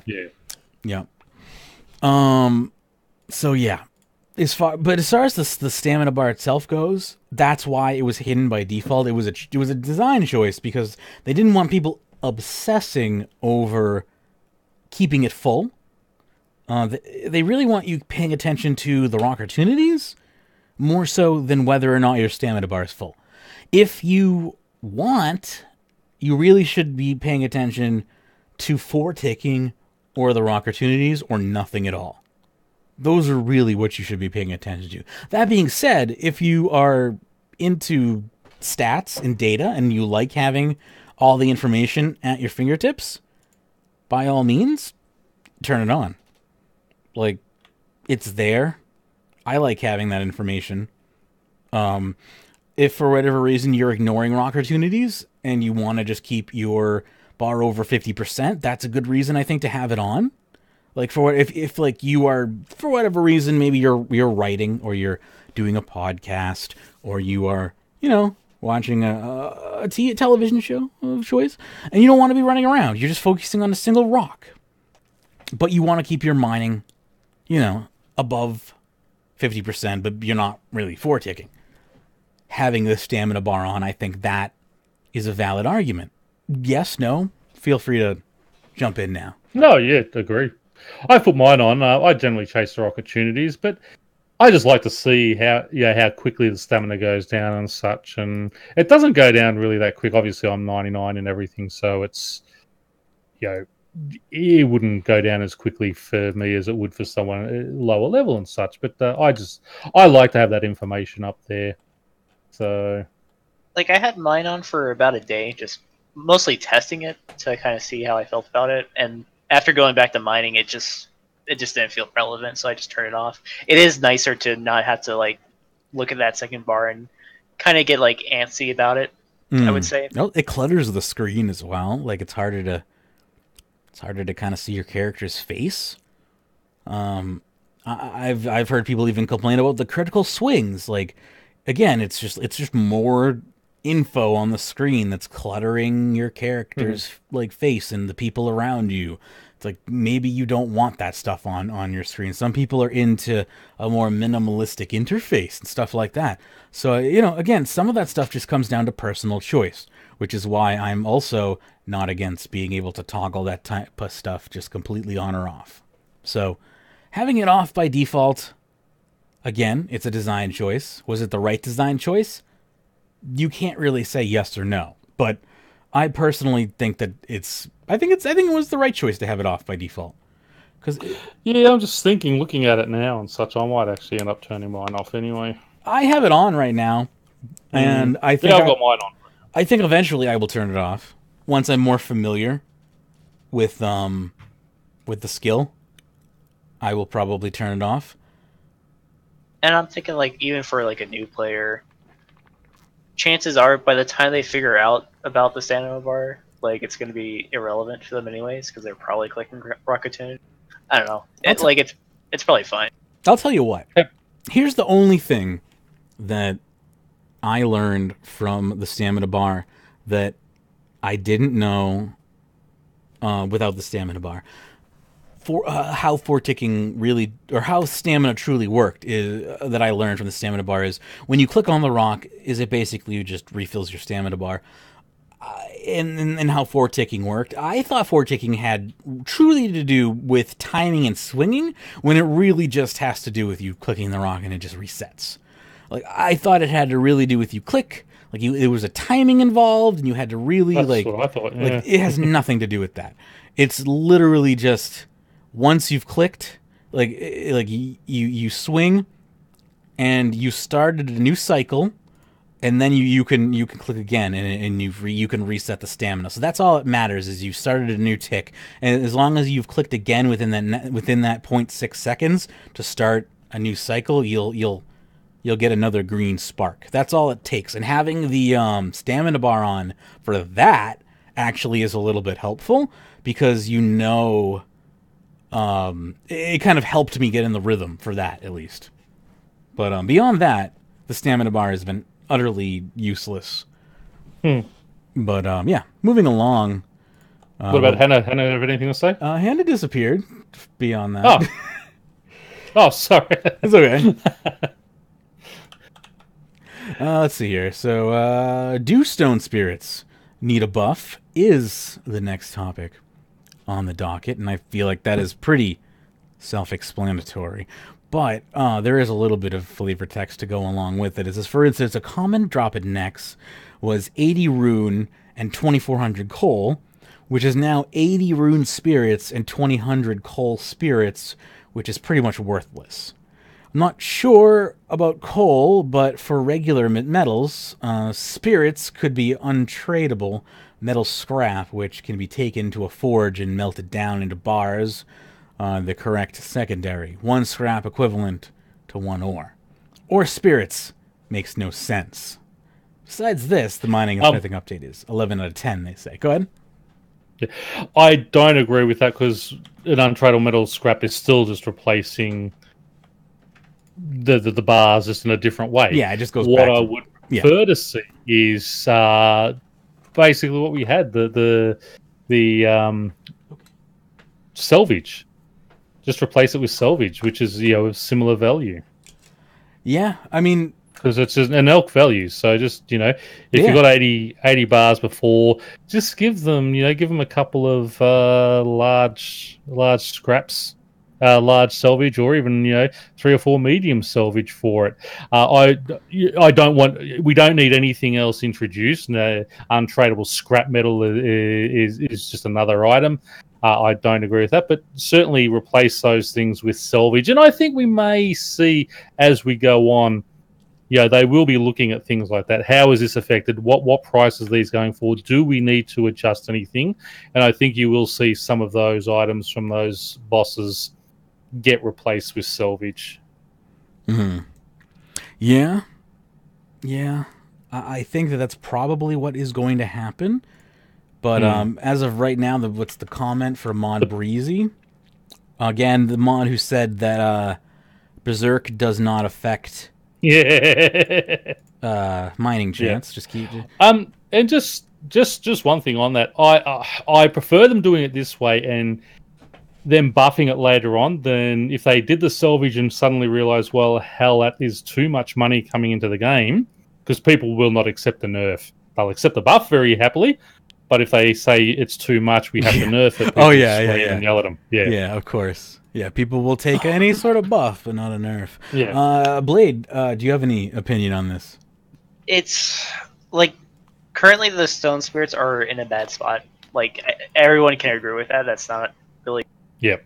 It's just what my Jack said like on stream earlier. It's just like, what do you replace them with? Because if you replace them with the higher tier stone spirits, then that still creates the problem that was there before.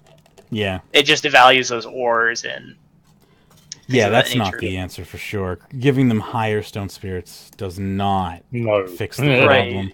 And I don't know if, like, as Perm was saying, I don't know if scrap is the answer, because that might, because there might be an issue with assembly parts, components rather. Yeah.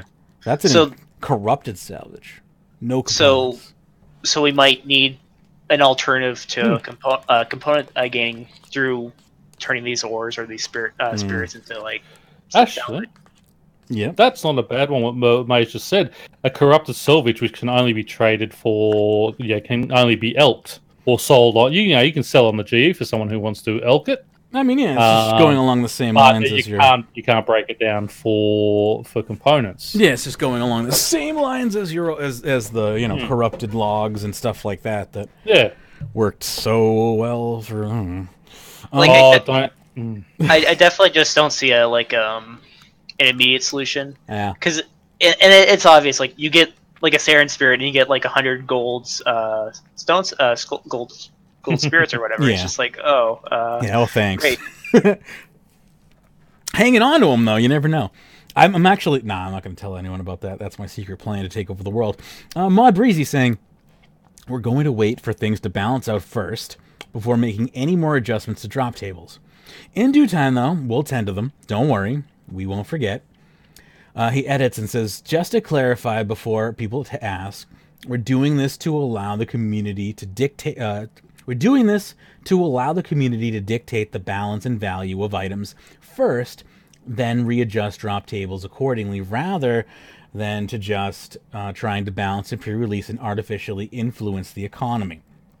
Which seems like a good idea, See where it actually goes before just knee-jerk reaction, trying to implement fixes for problems that may or may not exist yet. We don't know.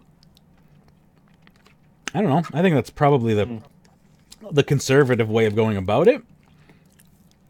Instead of just hey, we don't know what's wrong, so let's create fixes for problems we're not 100% sure exist yet. I don't know. Someone said the 100 4-hour buy limit on the G isn't letting the community dictate anything. That's Jagex administered rescue 1 GP unsellable items. Mod Breezy comes out. That was an oversight, and fixing it once we're back in the office. So I don't know what it is now, but that should be fixed by now. Well, I'd say they'll probably do the 25k or. I know for the trade limit they have to do a cold fix, meaning reset the servers and such. So we won't see that till Monday. Yeah. So stone spirits, they have a really bad buy limit, which that's affecting their price, I assume. Probably. Yes. So stone spirits currently are going for dirt cheap, and is that because the GE price can't adapt because of the low buy limit, or is that because people don't want them? Like, I'm a little confused about the issue here. I think part of it's the relevancy of some certain ones, like gold and coal, for example, are just they're pretty much worthless material right now until until either something changes or they get personally addressed. The other ones that are higher up, like say like Runite, you're getting like 3 or 4 from most monster drops, if anything. So there's a small amount that's coming in right now, and the buy limit for them is only 100, and there's really not that many people that are mining Runite in that excess, I would say. There's still too much rune in the. It's gonna get flushed out though, right? Like what happens exactly, then? And that's why we wait and see what happens, rather than, as you said, knee-jerk reactions. Like, let's see what happens. That's the thing is, like, we have good bot detection, right? Like, hopefully there isn't a flood of new Runite coming into the game. So what happens when it all gets smithed out of the game? Looking at people down here, I can't really see anyone that really looks like a bot. I thought we would see a bit of an influx of bots, and maybe we still will, because maybe they're down doing their tin and copper and all that at the moment. Yeah, well, that'll be one as well. But we'll wait and see what happens. And but that's it. I mean, they are useless at the moment. You can't replace them. But some sort of untradeable. This guy untradeable. What did he say? Untradeable scrap, which you could turn into a bar. That's going to cause the same issue as was previously, just getting the bar or the ore drops. You've created a workaround back to the same problem. Yeah, and my idea it gives you extra bars too. It's like that's it. My idea of just doing, just replacing them with salvage. Bladecom had a good point there where but that's going to sort of also influence the amount of components coming in. And maybe your idea of corrupted one where it can only be elked, and you can sell it on the GE for people who want to get that magic XP up by elking, or you can do it yourself in your elking machine or whatever. It's going to take 2 weeks to elk all my salvage that I saved up. Chuck it in your high elking machine. That's what I mean. It's going to take my elk machine 2 weeks. I'm not complaining too much because that's how much salvage I have. I'm just saying. I have two elk machines. Do you? Yeah. Wow. That's it. That just sits over there and does it. It doesn't bother you in any way. It's not taking game time away other than running over and collecting. It's just doing its thing. I'm just I want my money and I want it now. JG Wentworth, come on. Well, that's a good thing about that too. You want your money now? Sell it on the GE, get a bit of a lot, or elk it yourself and get the whole lot. And that's what I love about that type of thing. And it is tough at the moment, and we'll see. I mean, I'd love to go and see how many people are at Rune Dragons at the moment, but that'll be on the block list of everyone now, I think. Ah, poor Rune Dragons. They were my preferred babies for so long. Yeah, she used to love those. Oh, actually, this update we haven't touched on that either. What are the? Is it Steadfast? The melee boots. Steadfast. Okay, so the Steadfast wingtip or whatever it is that upgraded them from the level 85 tank boot to the level 90 power boot. That'll pretty much kill that off too. Now that you can do... now that there's 292 power. Yeah. Well, that'll be interesting to see what happens there. The Ember Keen boots are basically going to be trash now. Or are they? I wonder what's going to happen to the Ember Keens. Yeah, because I feel like Rune Dragons are just in a awkward spot. Yeah. They're actually worth killing still, because they actually drop I think small salvage or whatever, so you can bring your... Oh, so they are dropping salvage down there. Yeah, all the metal dragons, they're dropping salvage. Good. Instead of it's for rune bars, or for bars in general. Yeah. Well, that's good. If they're dropping salvage, then that's fine. That's But one of their common drops was... money makers. I'm sorry. But one of their common drops was actually rune bars and rune ores itself, in addition to their thing. So those are technically like less valuable, along with the melee. Mm-hmm. It's interesting that the bars are less valuable than the salvage of the same metal. You'd think that the refined bar would be worth way more than broken salvage of the same metal type.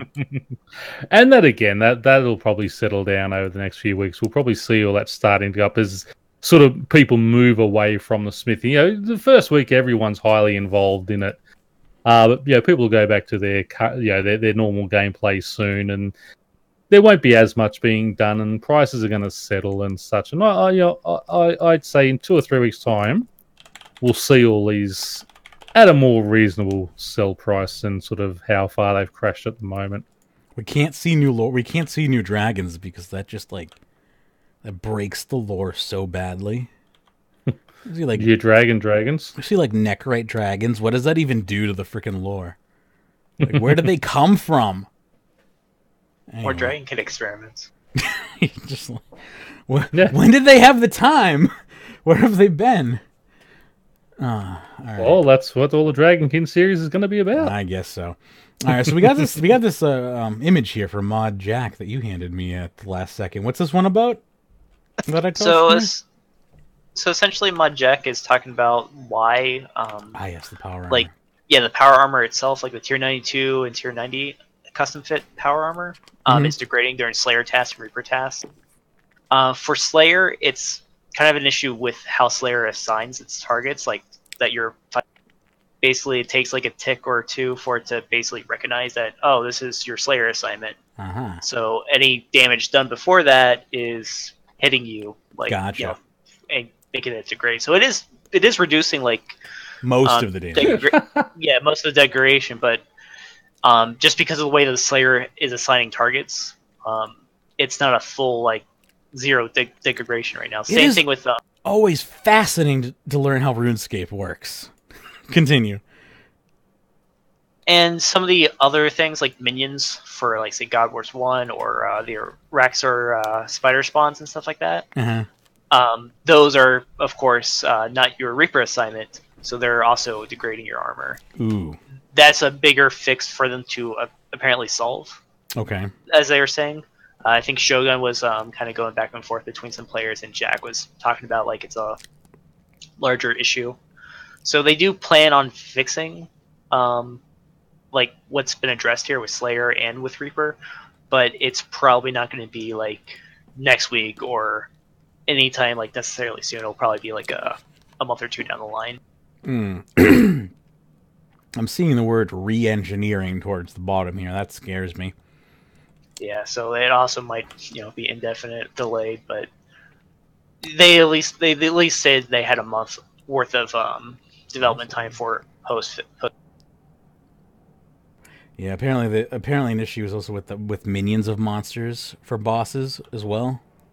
Yeah, that'd be God Wars 1 minions or the spider minions or things like that. Yeah, I think also Greg's shadow spawns count as minions. Interesting. It's weird. So this is not exactly working as intended, but it's working 75% as intended. I'm just making that number up, but it's kind of working as intended, and there's still some pretty cool other effects on the armor. But so basically, custom fitting your armor is maybe is a maybe. I don't know. I mean, if you don't plan on trading it, there's it's still pretty much worth it, right? Yeah, you already get 50% slower degrade, and for the majority of Slayer and majority of Reaper, it will not degrade. Of course, it will slowly, but it's not as blowing up as people say it is. Sure, you're talking about maybe 0.5% or 1% during longer assignments. Gotcha. Just to go back to the Stone Spirits again, I just want to make a request. Can we get those off the rare drop table until after we work out what's happening with them? I've just got 3 Rune Stone Spirits and 98 Gold Stone Spirits. It's just come on. Seren. I know. Seren Spirits, stop those. It's bad. Take them off the rare drop table until you work out what you're doing. It stinks. But maybe. Although you can give me as many you like if I get a Hazel Mears, you can give me as many of those as you like, then I wouldn't care for anything else after that. I'm telling you. There's going to be a flip. I'm buying them up right now. There's going to be a flip. Stone Spirits are going to like be worth billions for some stupid reason. And you'll all be sorry, and I'll have all of them. I mean, it doesn't hurt buying like coal or adamant or runite because they're selling for like 1 GP. Exactly, right? That's what I'm talking about. You buy up the cheap ones. Buy them now. They're gonna go up. They have to. They can't go up. It can't go down. They can't go down. You're not gonna lose money. Yeah, exactly. Anyway, let's see here. We got where did my bank go? Dude, where's my bank? I'll be right back. No problem. Let's see here. So this one is by DMDTW, and they say, I just logged on, just to find all the items I had a lot are gone. This is now we like to, we generally have a few I got hacked stories on the show, but no, it's not the end of the show. We're still in pretty much the beginning of the show here. I had hundreds of rune plate bodies, plate legs, swords, shields, and the list goes on. This is unfair. Years, every day of RuneScape 3. Jagex, this is not on so many years. A good 15 items gone from bank. Well, 15 items. Made it sound like almost thousands must have been. Okay. Maybe he forgot a few zeros 15 on the spots, bank. Oh, 15 bank spots. Okay. Yeah. 15. All right. Maybe English is not his first language. Why are banks not safe with any items now? We got almost nothing to fall back on without warning. Without warning. Only 18 months worth of warning have they been telling us this has been happening. Everyone. Every time you went, you walk through a mining spot, they were screaming at the NPCs were screaming at you, telling you, "Have you heard about the mining and smithing update?" You're right. Now, is this a troll post? Like, that's what I want to know. Is like, is this person a troll or are they? This person is serious. Okay. Like, I'm not. I wasn't sure if this person was serious or not. That was my number one. Not 100% sure is like, were they trolling and they knew about this and they were just trying to be like, oh, there's no tokens. No, they were just unsure. This is the thing, is like, even though there were 1,010,000 NPCs, yes, you can be that oblivious. You can. Or, there's just casual players who just don't, don't think about that type of stuff. I'm sure. We're not all, Magebit and Pyrnassius playing 17. He says, yeah, good. No, I'm just reading on because Tufty has told him you need to read the new mining and smithing update. He says, I had a quick look. How does this help? I cannot see where it says I'll lose most of my stuff from the bank.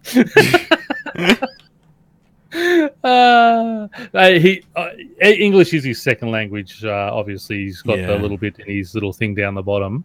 Yeah. Poor guy. So, someone has put their PVM drop in value section. All existing smithable gear of at least steel quality is replaced with tokens, which can then be used in the artisan's workshop to purchase your choice of either gear or salvage, depending on whether you want to use it or elk it. He's gone, what tokens?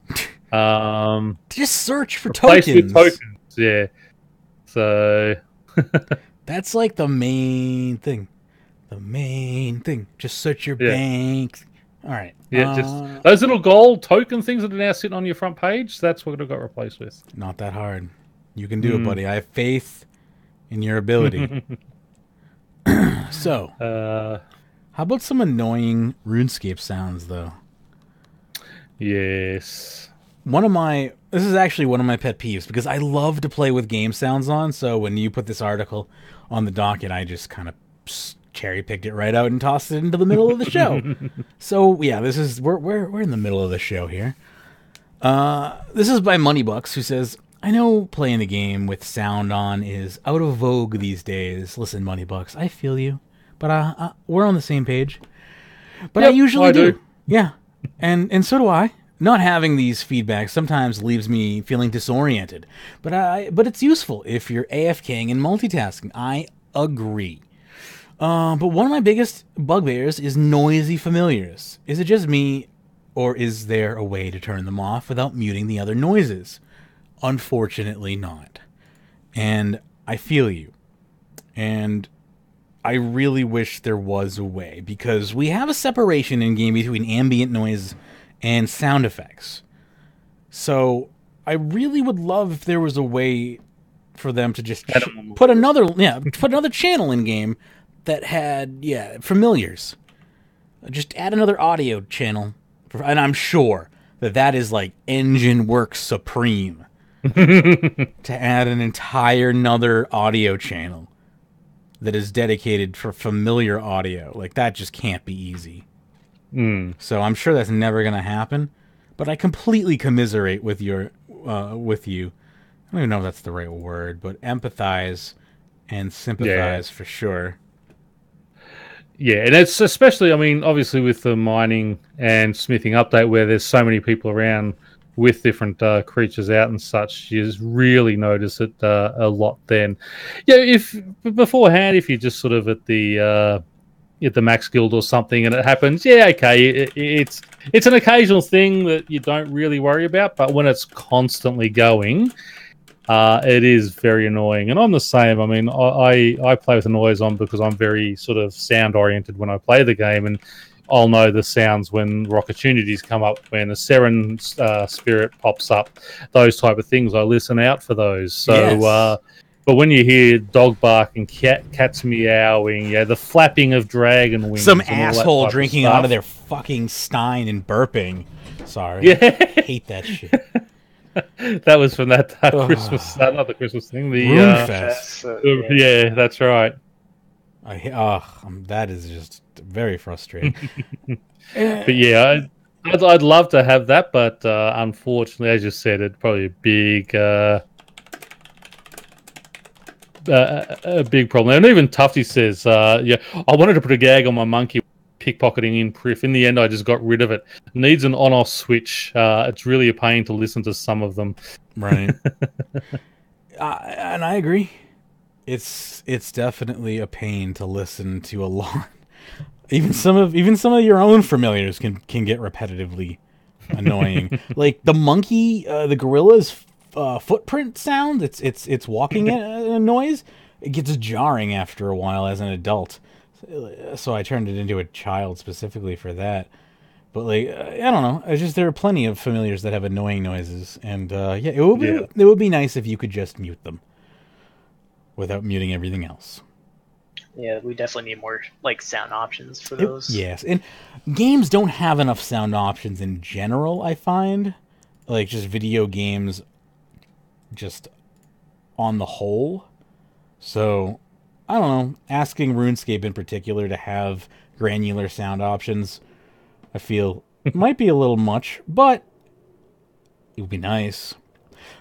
I don't know if you heard my comment. I think you might have still been away, but I feel like asking them to add a whole nother channel for familiar sounds into the game engine would be a big ask, a lot of work. Yeah, I'm sure there's only the 4 categories for sounds, and that's all they ever planned on. Yeah. That go back to 15, 18 years of content just to figure. I just imagine that would break everything if they would have to rewrite how the sound engine worked. That would be my fee. And they would probably just be just so you didn't have to listen to some asshole burping? No. That's just my thought. But I definitely empathize with you. Anyway, moving along. This article, which I thought was going to be fantastic, from PC Games Insider, got deleted for some stupid reason, which doesn't matter because I found it in a cached version. I just don't know why it got deleted. That was my main fuss in the pre-show. Thank you for the follow. Sacked, the day after he signed up to do this. Yeah, that's the thing. Is unless he did get sacked like the day after, which you're spreading horrible rumors live on the air. I want to just make that note. Just remember, we are an entertainment podcast, and we do make jokes. So occasionally, news first, entertainment second. I just want to note, but thank you for the follow, Ultimate Maniac. But Nick Bailieff has been an SVP for Jagex for many years. I've at least as long as I've been following Jagex for. So for him to just be a speaker, have the speaker announcement, and then it just be gone is strange. But I don't know. So anyway, this article was on PC Games Insider and has mysteriously disappeared. So let that be known as I read this article.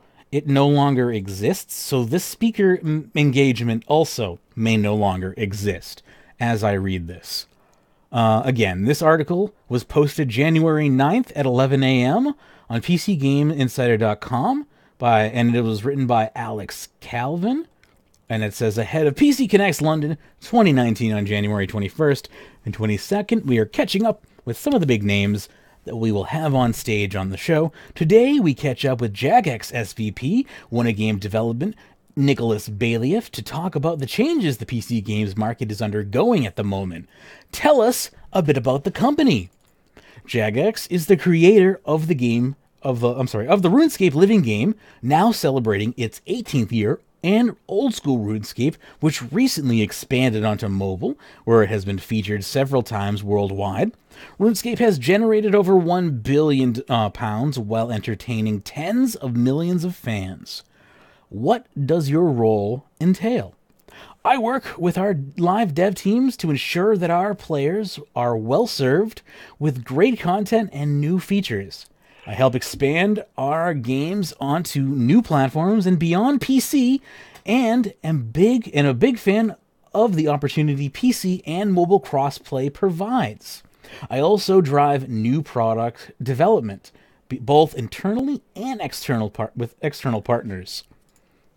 At the end of the day, it is my job to create an environment where the teams I work with have the best chance at success and happiness every single day. Why do you want to work in the games industry? As an avid gamer, being able to do what I do, to do what you do and you love every day on a day-to-day basis is amazing.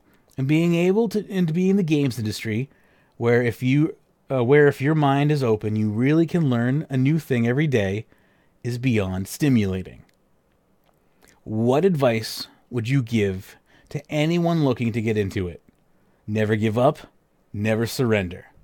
It is a hard industry to crack into, but perseverance is well served. If you are a designer, build out a design portfolio. I am losing my voice. My apologies. If you are a designer, build a design portfolio. Use mod tools. Make levels. If you are an artist, create art. If you are an engineer, write code. Have real world samples that show your ability to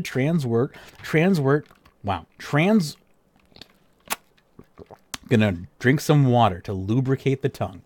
Have real world samples that show your ability to translate your skill into something meaningful for games, filled with win, and will get you noticed. What are your thoughts in the industry in the 12 months? Change is the only constant. Companies understanding that the relationship with players begins with the download rather than ends with the sale, and becoming much more service-oriented is better for the gamers and the games and the gamers alike. That's really important right there. That is probably the biggest thing that I took away from this article. And what you're not seeing in, I think, the larger games industry is that right there. Companies understanding that the relationship with players begins with the download rather than ends with the sale. Like, everyone just wants to push the product out the door and no refunds and here's a shit ton of bugs. Enjoy. Bye. And that's it. Anyway, let's see here. So understanding that rather than ending with the sale and becoming much more service-oriented is better for games and gamers alike. Understanding how global we really are as a business and seeing the effects of China pause and then restart their game approval engine was really interesting. What major trends do you predict in the next 12 months? Online will continue to dominate games as a core feature regardless of the platform. Companies will be surprised, yet again, at how brutal a console transition is once new hardware is announced. Store competition starting on PC will hopefully migrate to other platforms and drive down 30% platform holder fees, which makes no sense in today's digital age. AR and VR will have a killer app and will still continue to struggle to figure out what their respective audiences are. How has the games industry changed since you first started? I'm a 30-plus year vet now and started off on 5.5 floppy disks and Ziploc bags for packaging, so change has been huge. I guess we come full circle on blocky graphics, though. It has been certainly gone from something hobbyists did as passion play to a real industry with substantial cash, and it has been a real pleasure to be a part of it as it matures and grows. Which part of the Connects event are you most looking forward to and why? Meeting with people that attend Connects, networking and catching up with peers and friends is the best part of the show. So there you go. Jagex SVP, whose article was mysteriously removed, but I think it's a pretty good article. I kind of, even though I butchered it a little bit in the middle, I apologize. I thought you learned some interesting things, and Jagex specifically has some unique takes on the industry that you don't see over on this side of the pond specifically, with companies like Bethesda and EA, where you see them adopting these closed-wall policies where they just, here you go, we're going to just toss out these games, we have our own little launchers, and here's this, here are these crappy games. We're going to toss them out. They're full of bugs, no customer support. That's it. Whereas with RuneScape, yes, there are bugs. Absolutely. This is, it's a living game though. We have an open community. We have communication every week. We're open about how the game is developed.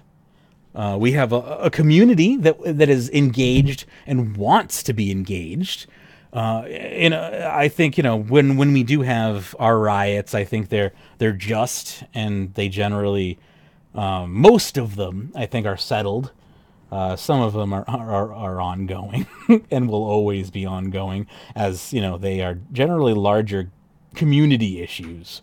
When I say community issues, I mean gaming community issues. But anyway, does anyone else want to jump in on this? Yeah, well, when you said, we have sort of weekly communication, we basically have hourly communication. I mean, they are very active on Twitter, on forums like Reddit and such like that. So we are constantly getting updates. They're probably one of the most transparent companies out there with the information they give. And I sometimes think they are too transparent. I think they could do with keeping some sort of cards hidden against their chest a little bit, and I think they're trying to find the right balance there. I think they sort of realize sometimes we are too open, but as a company, and I think what he says there, I think he's done it very well.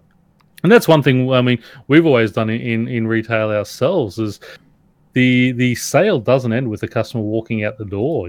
They need to be happy with that product and, that word of mouth and that type of thing, and making sure that, it's suitable for the purposes and such. And I think that's, Jagex, I mean, they get a lot of crap, but they are very good at doing that type of thing for their customers.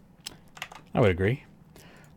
Blade, you're welcome to jump in if you have any comments in regards to that, if you'd like. Not necessarily about the article itself, but more like about Jagex's openness. Yeah. It's very, they're very strange in how open they are, especially coming from, say, 8-10 years ago. You'd be lucky if you got really any word besides the, BTS of that month. Yeah, very true, very true.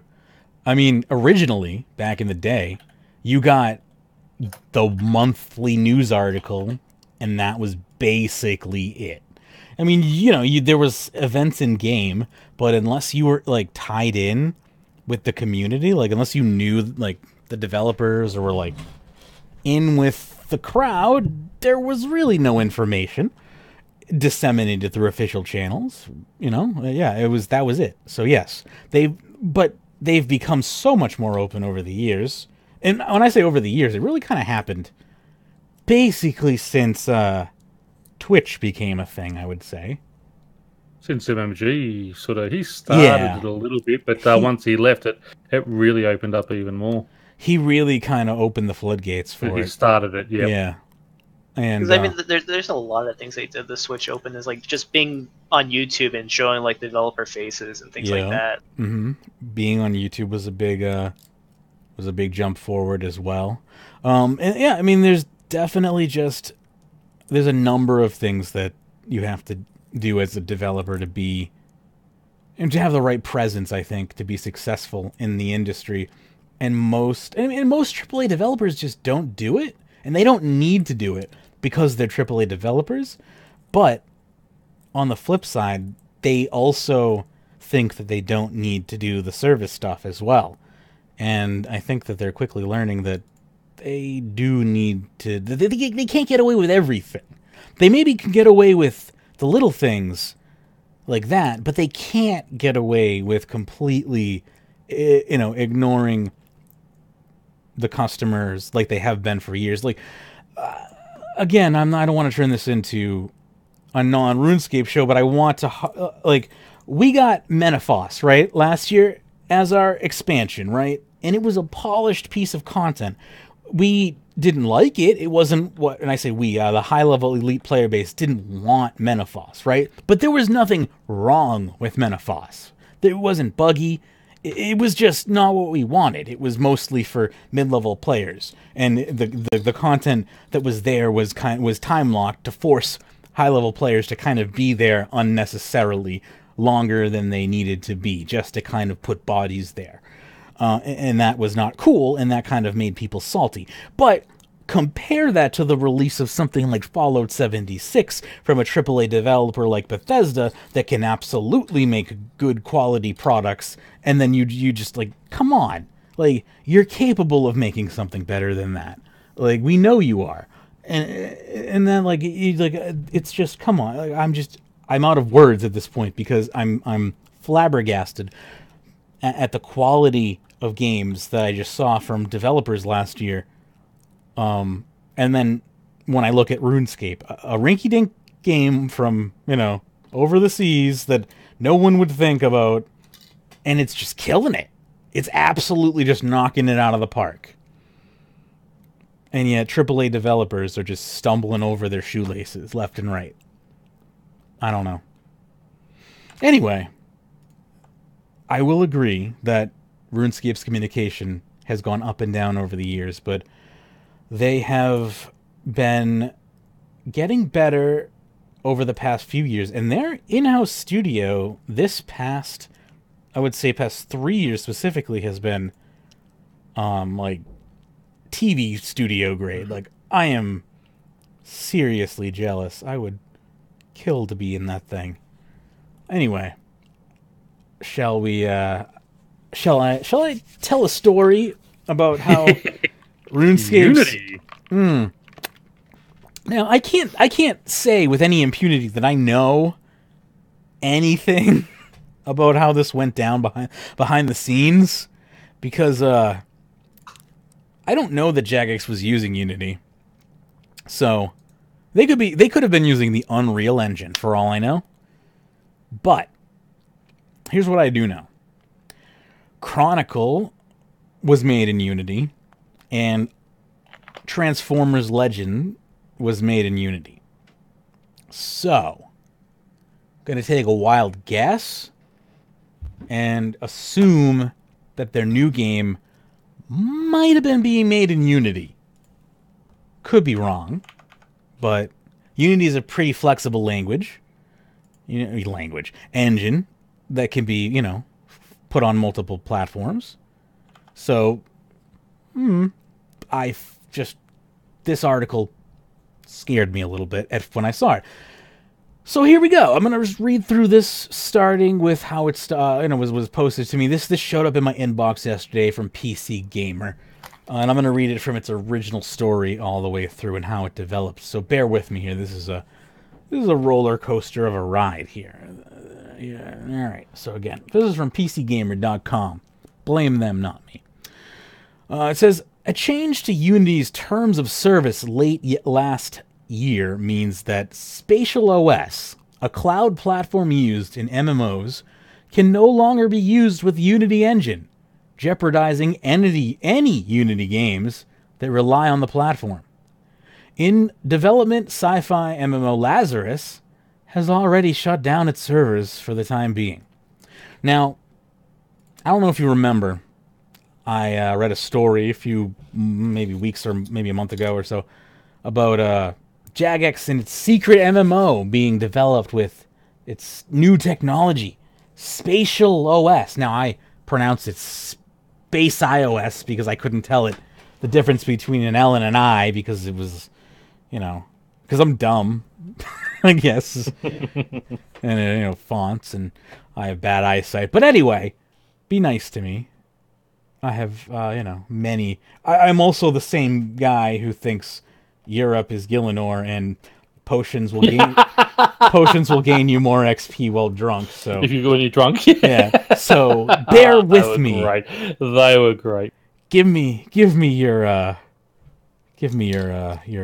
benefits of a doubt while I'm reading here. So continuing on here, quote, all existing Spatial OS games using Unity, including production games and in development games of all developers, are now in breach of Unity's licensing terms. Spatial OS developer Improbable said in an announcement today. Unity clarified the change yesterday, making it a breach of terms to operate or make games using Spatial OS in Unity. Doesn't that sound like a big old slap in the face for anyone in the middle of development using Spatial OS in Unity? So, correction though, I just forgot. Sudwood actually sent me this article. I remembered. I was like, holy shit! When this came in my inbox the other day, I was like, oh my god! Immediately my brain was just like, ding, ding, ding. The dots connected, and I was like, that's a headliner. Anyway, so this won't affect developers using Spatial OS in other engines like Unreal Engine 4 or the Cry engine. And Improbable says it's currently working with other engine creators to see if games affected could transition to an alternative engine. Quote, overnight, this is an action by Unity that has immediately done harm to projects across the industry, including those extremely vulnerable or small-scale developers, and damaged major projects in development over many years. The developer says games that have been funded based on the promise of Spatial OS to deliver next-generation multiplayer are now endangered due to their choice of game engine. Live games are now in legal limbo. One such game is Boston Studios' Worlds Adrift. The creator's Skyship MMO is built using both Spatial OS and Unity, and its fate is uncertain. Boss's main priority is you, our players, the developer said on Twitter. Whatever is happening in the background outside of our control, our focus is ensuring players are looked after and your memorable experiences in the game are protected. Improbable still believes that a swift resolution is possible and lists steps that it plans to take, including helping developers using Spatial OS with Unity to finish, release, and operate their games. An emergency fund is also being set up to assist developers who will be left in financial difficulty. Improbable was not informed about the termination of its licenses. A representative told me, and Unity hasn't informed Improbable about its customer support plans for developers affected. That's one of the worst parts about this. They just rip the rug out from under these people without telling any of them, just out of the blue. Just, hey, by the way, you're in violation. That's one of the most egregious parts of this that really kind of pissed me off the most. Unity has done shit like this before. So that really kind of makes me... Like, I was kind of getting into Unity for a while, and then they had one bad PR, like, issue, and then this, and now I'm not so into Unity anymore. But there is an update to the story. There's a couple updates to this story, so I will give them their fair break here, just to update everyone. So first update says, Lazarus is back up, developer Split Milk said in an update on Twitter. The developer has also pledged to keep the servers running until they're forced down or told to turn off. We're not quite sure what's going on. We were told that access to the servers would be revoked by 2:30 p.m. today, but it seems that's not the case. Until either the servers are forced down or we're told to turn them off, we'll keep them live. And then there's another update. Unity co-founder and chief technical officer Joachim Ant has issued a response to Improbable's blog saying that it is incorrect and that live or in development Unity-based games that use Spatial OS will not be affected by this action that it has taken against Improbable. More than a year ago, we told Improbable in person that they were in violation of our terms of service. 6 months ago, we informed Improbable about the violation in writing. Recent actions did not come as a surprise to Improbable. In fact, they've known about this for many months. And update 4. In an update to its earlier post, Improbable describes its dispute with Unity as a misunderstanding, while apologizing to the incredible community of game developers we've seen engaging as discourse today without explicitly detailing where negotiations with Unity stand. The post suggests that today's confusion is an industry issue. So there you go. So again, industry confusion is where that ended.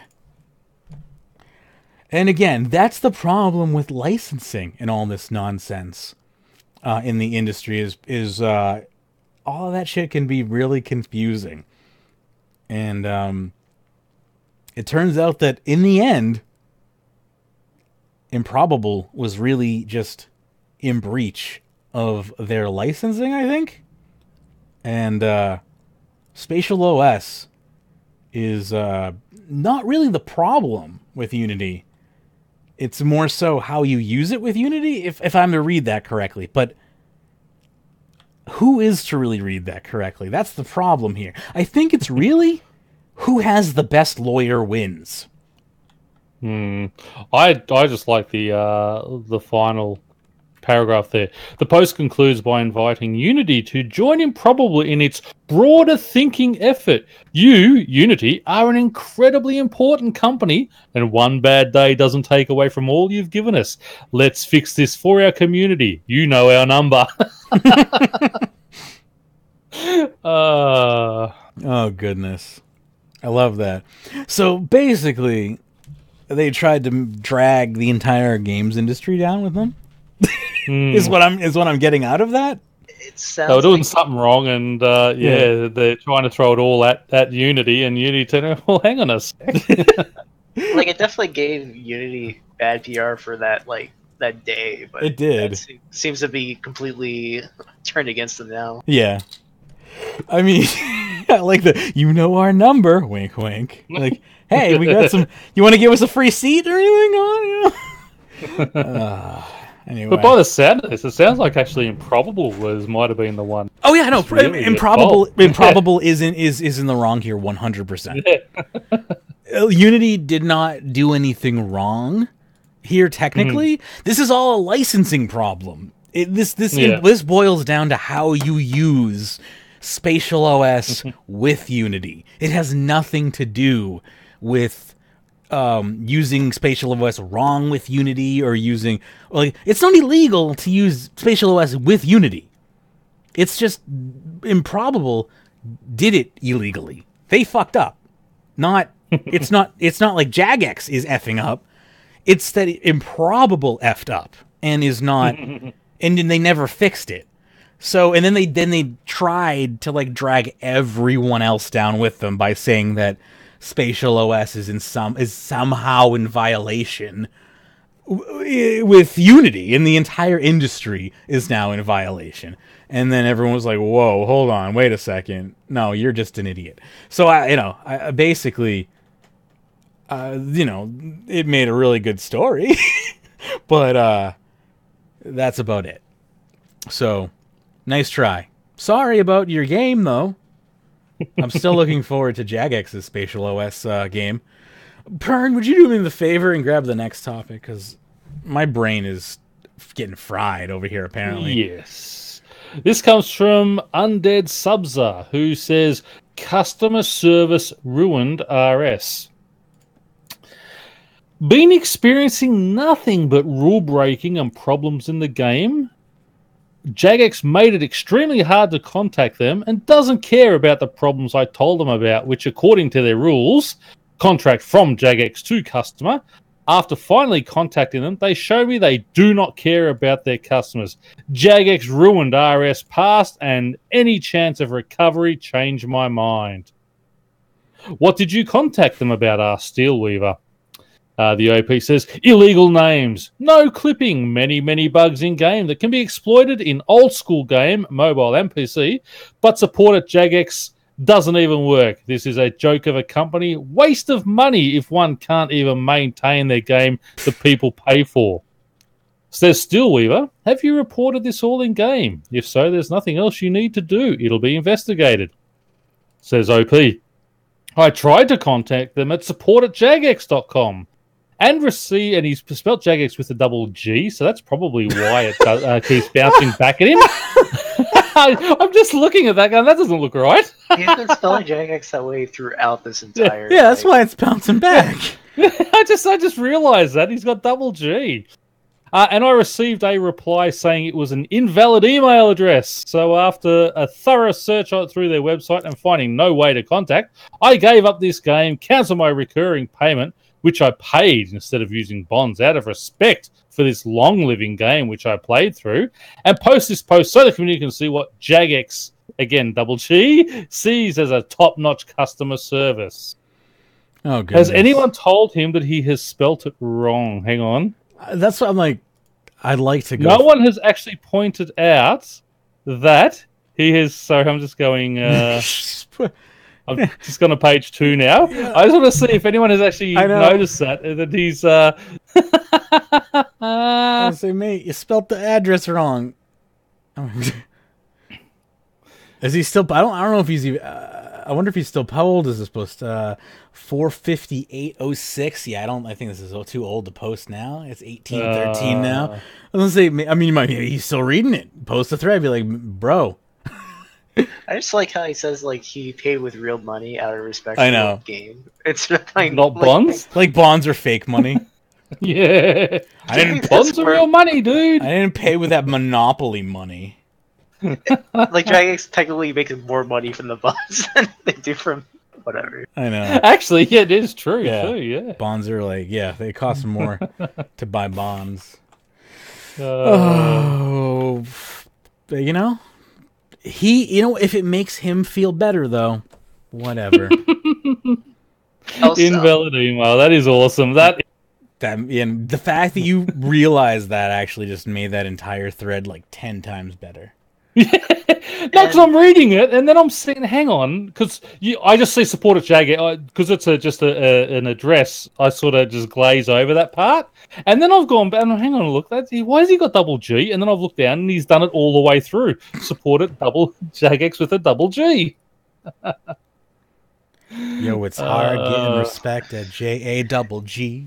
And not to take this too off topic, but on the subreddit, we get tons of messages to our to the mod inbox about customer support and about recovering accounts and things like that. So I don't know, people go to the wrong places all the time for proper support.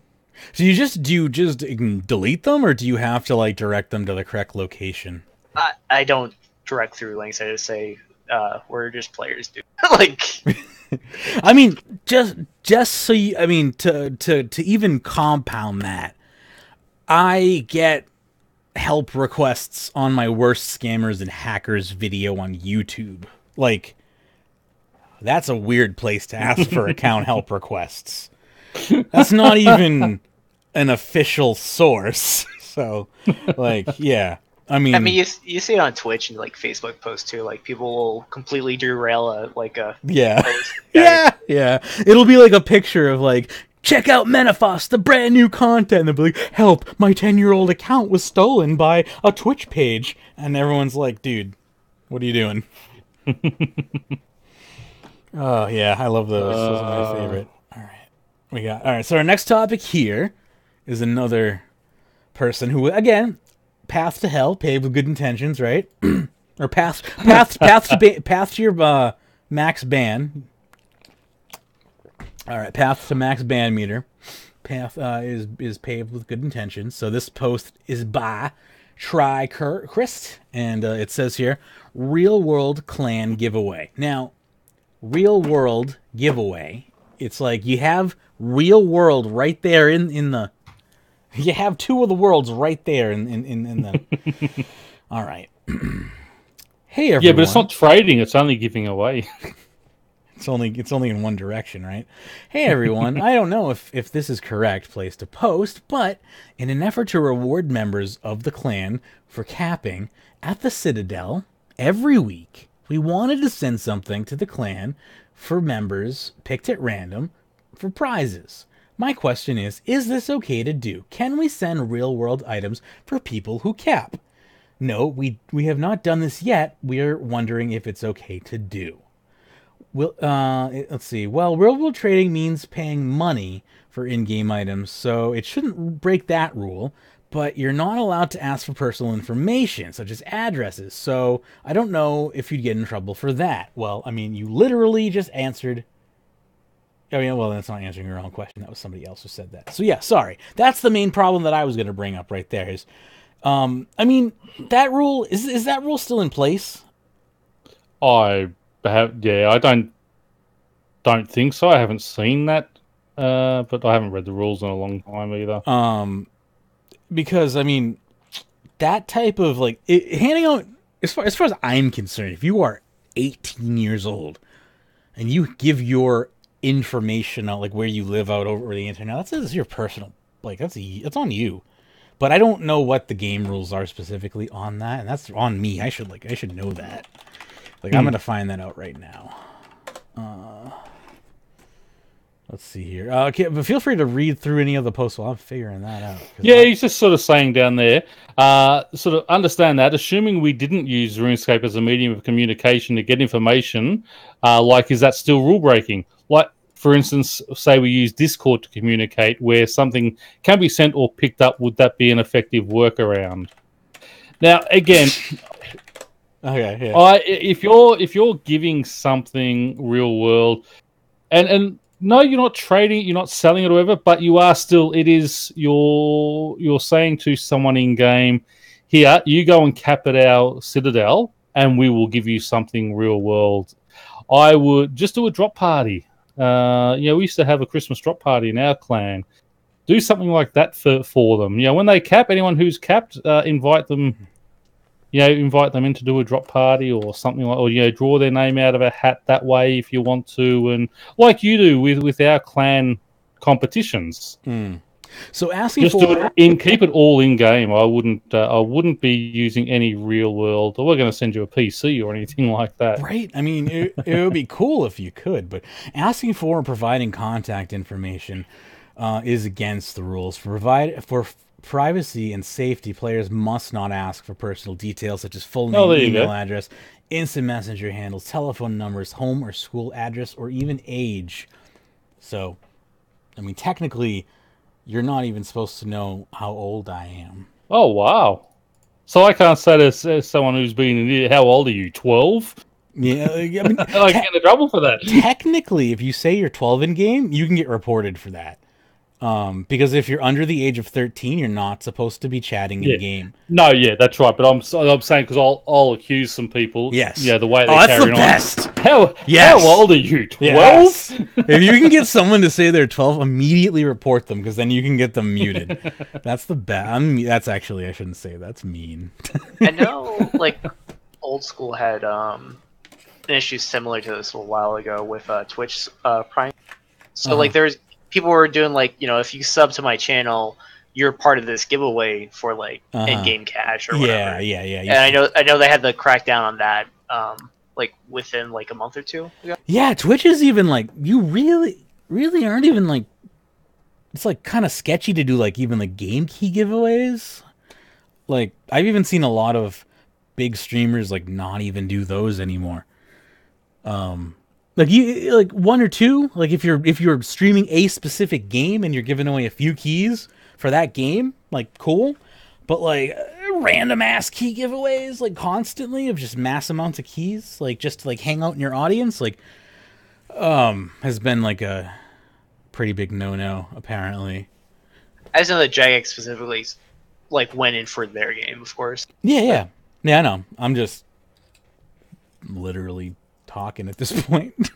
No, you're okay. Yeah, I know. But honestly, like their competition that they're talking about, just kind of reading through, like it's really harmless, but it is against the rules. From like what I'm like, yeah, it's harmless, but as you know, as the old idiom is like, yeah, though harmless, it could accidentally harm somebody. You could create this list of people's addresses, and then your computer could get hacked, and then that list of addresses could end up in the wrong hands. You know, like that's the problem. Like you may have the right intentions, but the wrong things could happen, and that's why these rules are in place. Because you may be the wrong person to be holding that type of information. Just because you think you're the right person for that, you might not be trained in administration and data privacy and stuff like that. You know? Just because you're a clan leader doesn't necessarily mean you've been in an admin position and should be handling private data. So that's why those types of rules are in place. At least in my mind, that's why those types of rules should be in place. Anyway, we can move along if you'd like, unless anyone else has anything else to say. We have... I sent you something in staff. I literally just got a message about account help from our Reddit. Oh, cool. Like, just... Let me ploop this open here. It's nothing special. It's just like, I used to play when I was younger, got banned for botting. It's just like... what can I do? It's like literally nothing you can help with, right? But am I allowed to read this out loud? Just not the name. Mm-hmm. Okay, so I was like, yeah, I used to play a while ago for botting when I was... Oh, I'm sorry. I used to play a while ago when I was younger. Got banned for botting. I'm interested in coming back. I'm not starting over. I'm not starting over. Don't have time for that. I've matured and realized that I risked a great account for being lazy. And I would love to have my account back. It's like, good for you. Good for you. You know? It's like, I'm sure Jagex gets a million of those stories too, right? But I love that stuff. Like, I can only imagine how many of those they get. I can only imagine how many of those Reddit must get. I think it's funny, though. Like, we were literally just talking about that, and then one comes through. That's... oh, sweet irony. All right. So this is our final topic of the day here. Another kind of entitlement topic. Speaking of, I'm not starting over again. Entitlement bullshit. Lootescape feels useless now, says Neville. The rewards aren't sufficient enough anymore. If someone has every elite outfit unlocked, then these January rewards would be acceptable, but I think unless there's a special occasion like event where Lootescape gives you a relevant item, they should still be giving you elite pieces. So, apparently just coming out and tuning into these live streams is just not enough for them anymore. They demand more from the live streams than merely you know, the information that you're getting from there, and info and entertainment, and a little prize afterwards. I mean, it's great. Like it's super awesome when they run the promos. Like when I got the full elite dungeon outfit from that month when they did skilling outfits, and I'm sure they'll do that again sometime. But it can't always be raining chocolate bars from the sky. Because then that would just be Wednesday. Like, you know? That would be boring. And I mean he's got two responders. First one is Runescape rewards change all the time. If you don't like the current reward, don't watch the stream until it offers something you want. Besides, it's free stuff. Don't complain. And Transcendent said you didn't like getting a small start. Watch the content because you're interested in the content. Don't watch it for the rewards, which are not going to be anything great. Exactly. It's so stupid. You know what I want the next one to be? You may get a piece, get a lucky box, and they just put this guy's name down to never ever receive a piece. He only gets a star or a spirit gem. His account will only ever get spirit gems. That's oh my god! If I open a freaking Twitch loot crate and it's a spirit gem, I'm disconnecting my Twitch account. Oh, I've had that twice. I don't think I've had a spirit gem. Oh, it pisses me off. That was the one, because I had all the fits, so when they were on with that, twice that month I got spirit gems. I get the small. Are you kidding me? I didn't even bank it. I just destroyed it. I destroy them. I was so pissed off. I will destroy them next to a banker. I don't give a shit. I hate those things. I think once you hit 120 summoning or even 99 summoning, there should be an option to turn those off. Go ahead, Blade. I agree, but go ahead, Blade.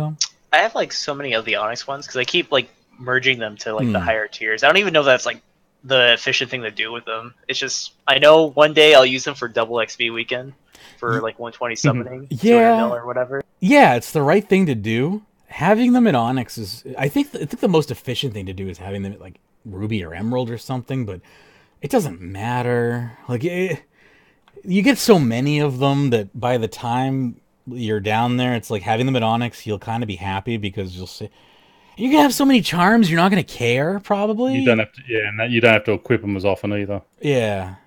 Having them at Onyx as well is like you won't have to equip them as often. That's very true.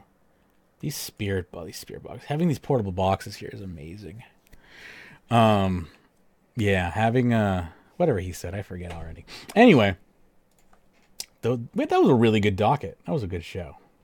It was. I just want to also say there's 119,000 people on RuneScape at the moment, only 84,000 in old school. So we've actually increased our numbers by close on 7,000 or 8,000 over what we were last week before the mining and smithing.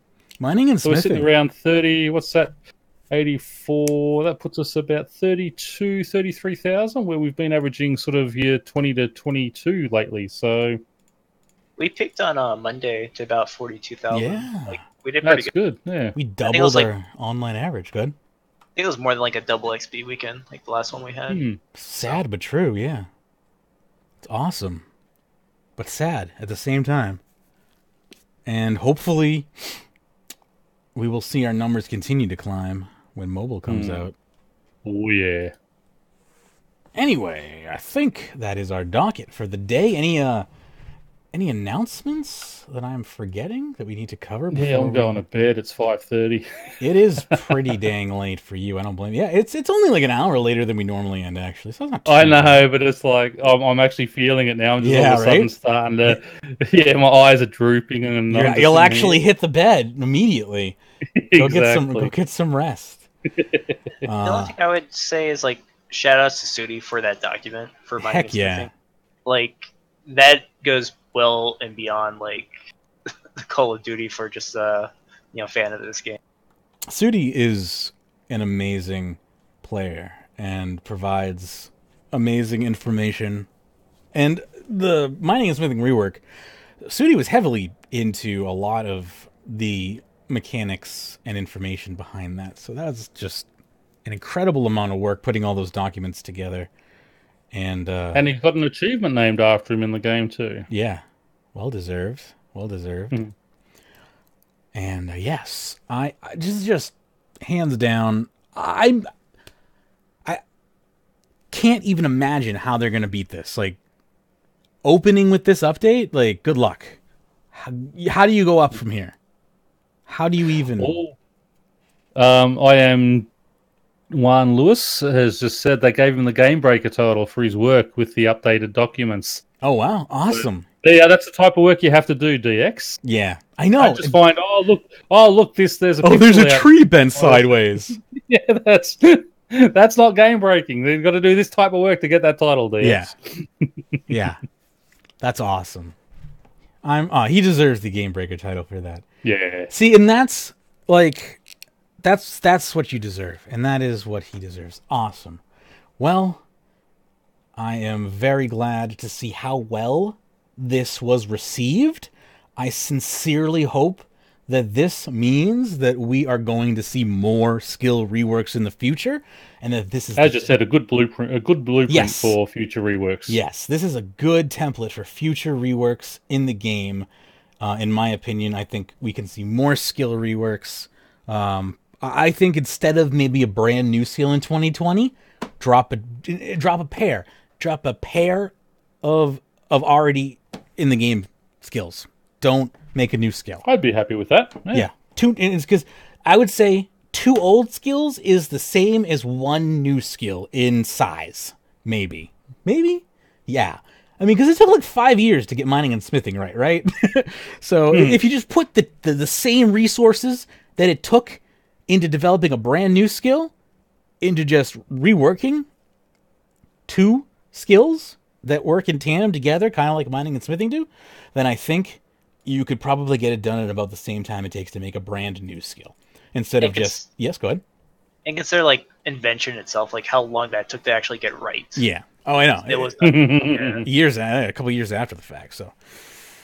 Anyway, thank you so much for joining us today. I'll go ahead and read through the end cap here now. You can find us on the web after the fact here. Clan chat, Kill, Skill, and Chill on the web, runescape.club. You can check out my progress, runescape.expert. You want to check out the podcast archive, RuneScape. It's actually runeweek.com now. I got to change that. Hang on. I'll do that after the fact. A little tweak on the back end there. Social media, facebook.com/rsweekly, Twitter @rsweekly, Discord, runescape.chat in your web browser. runescape.video is our YouTube channel.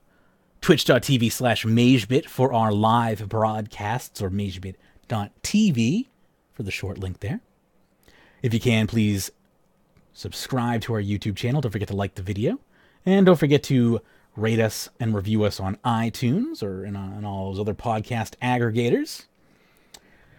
If you can, don't forget to support RuneScape Weekly and our creators over on patreon.com/RuneScape. You can get access to blogs and pre-shows. Today's pre-show was especially long. I think it was a little over an hour. So you'll be able to check that out as well. You can do one-time PayPal donations over at paypal.me/RSW. You can also check out my personal projects over at magebit.me. And big special thanks to our top Patreon supporters, Sudwood, Ricky A, and 14 others. I don't even know why I can't read numbers anymore, but 14 others. Thank you so much for your ongoing support. Wouldn't be able to produce the show if it wasn't for our loyal patrons. So thank you so much for supporting the show. We'll be back to do it again next week, and I'll be live probably on and off with some mining and smithing, because this is just such a fantastic update, and I'm loving it. So thank you so much, and as always, happy scaping. Stay tuned for reruns if you missed any of this episode, or if you want to catch past episodes.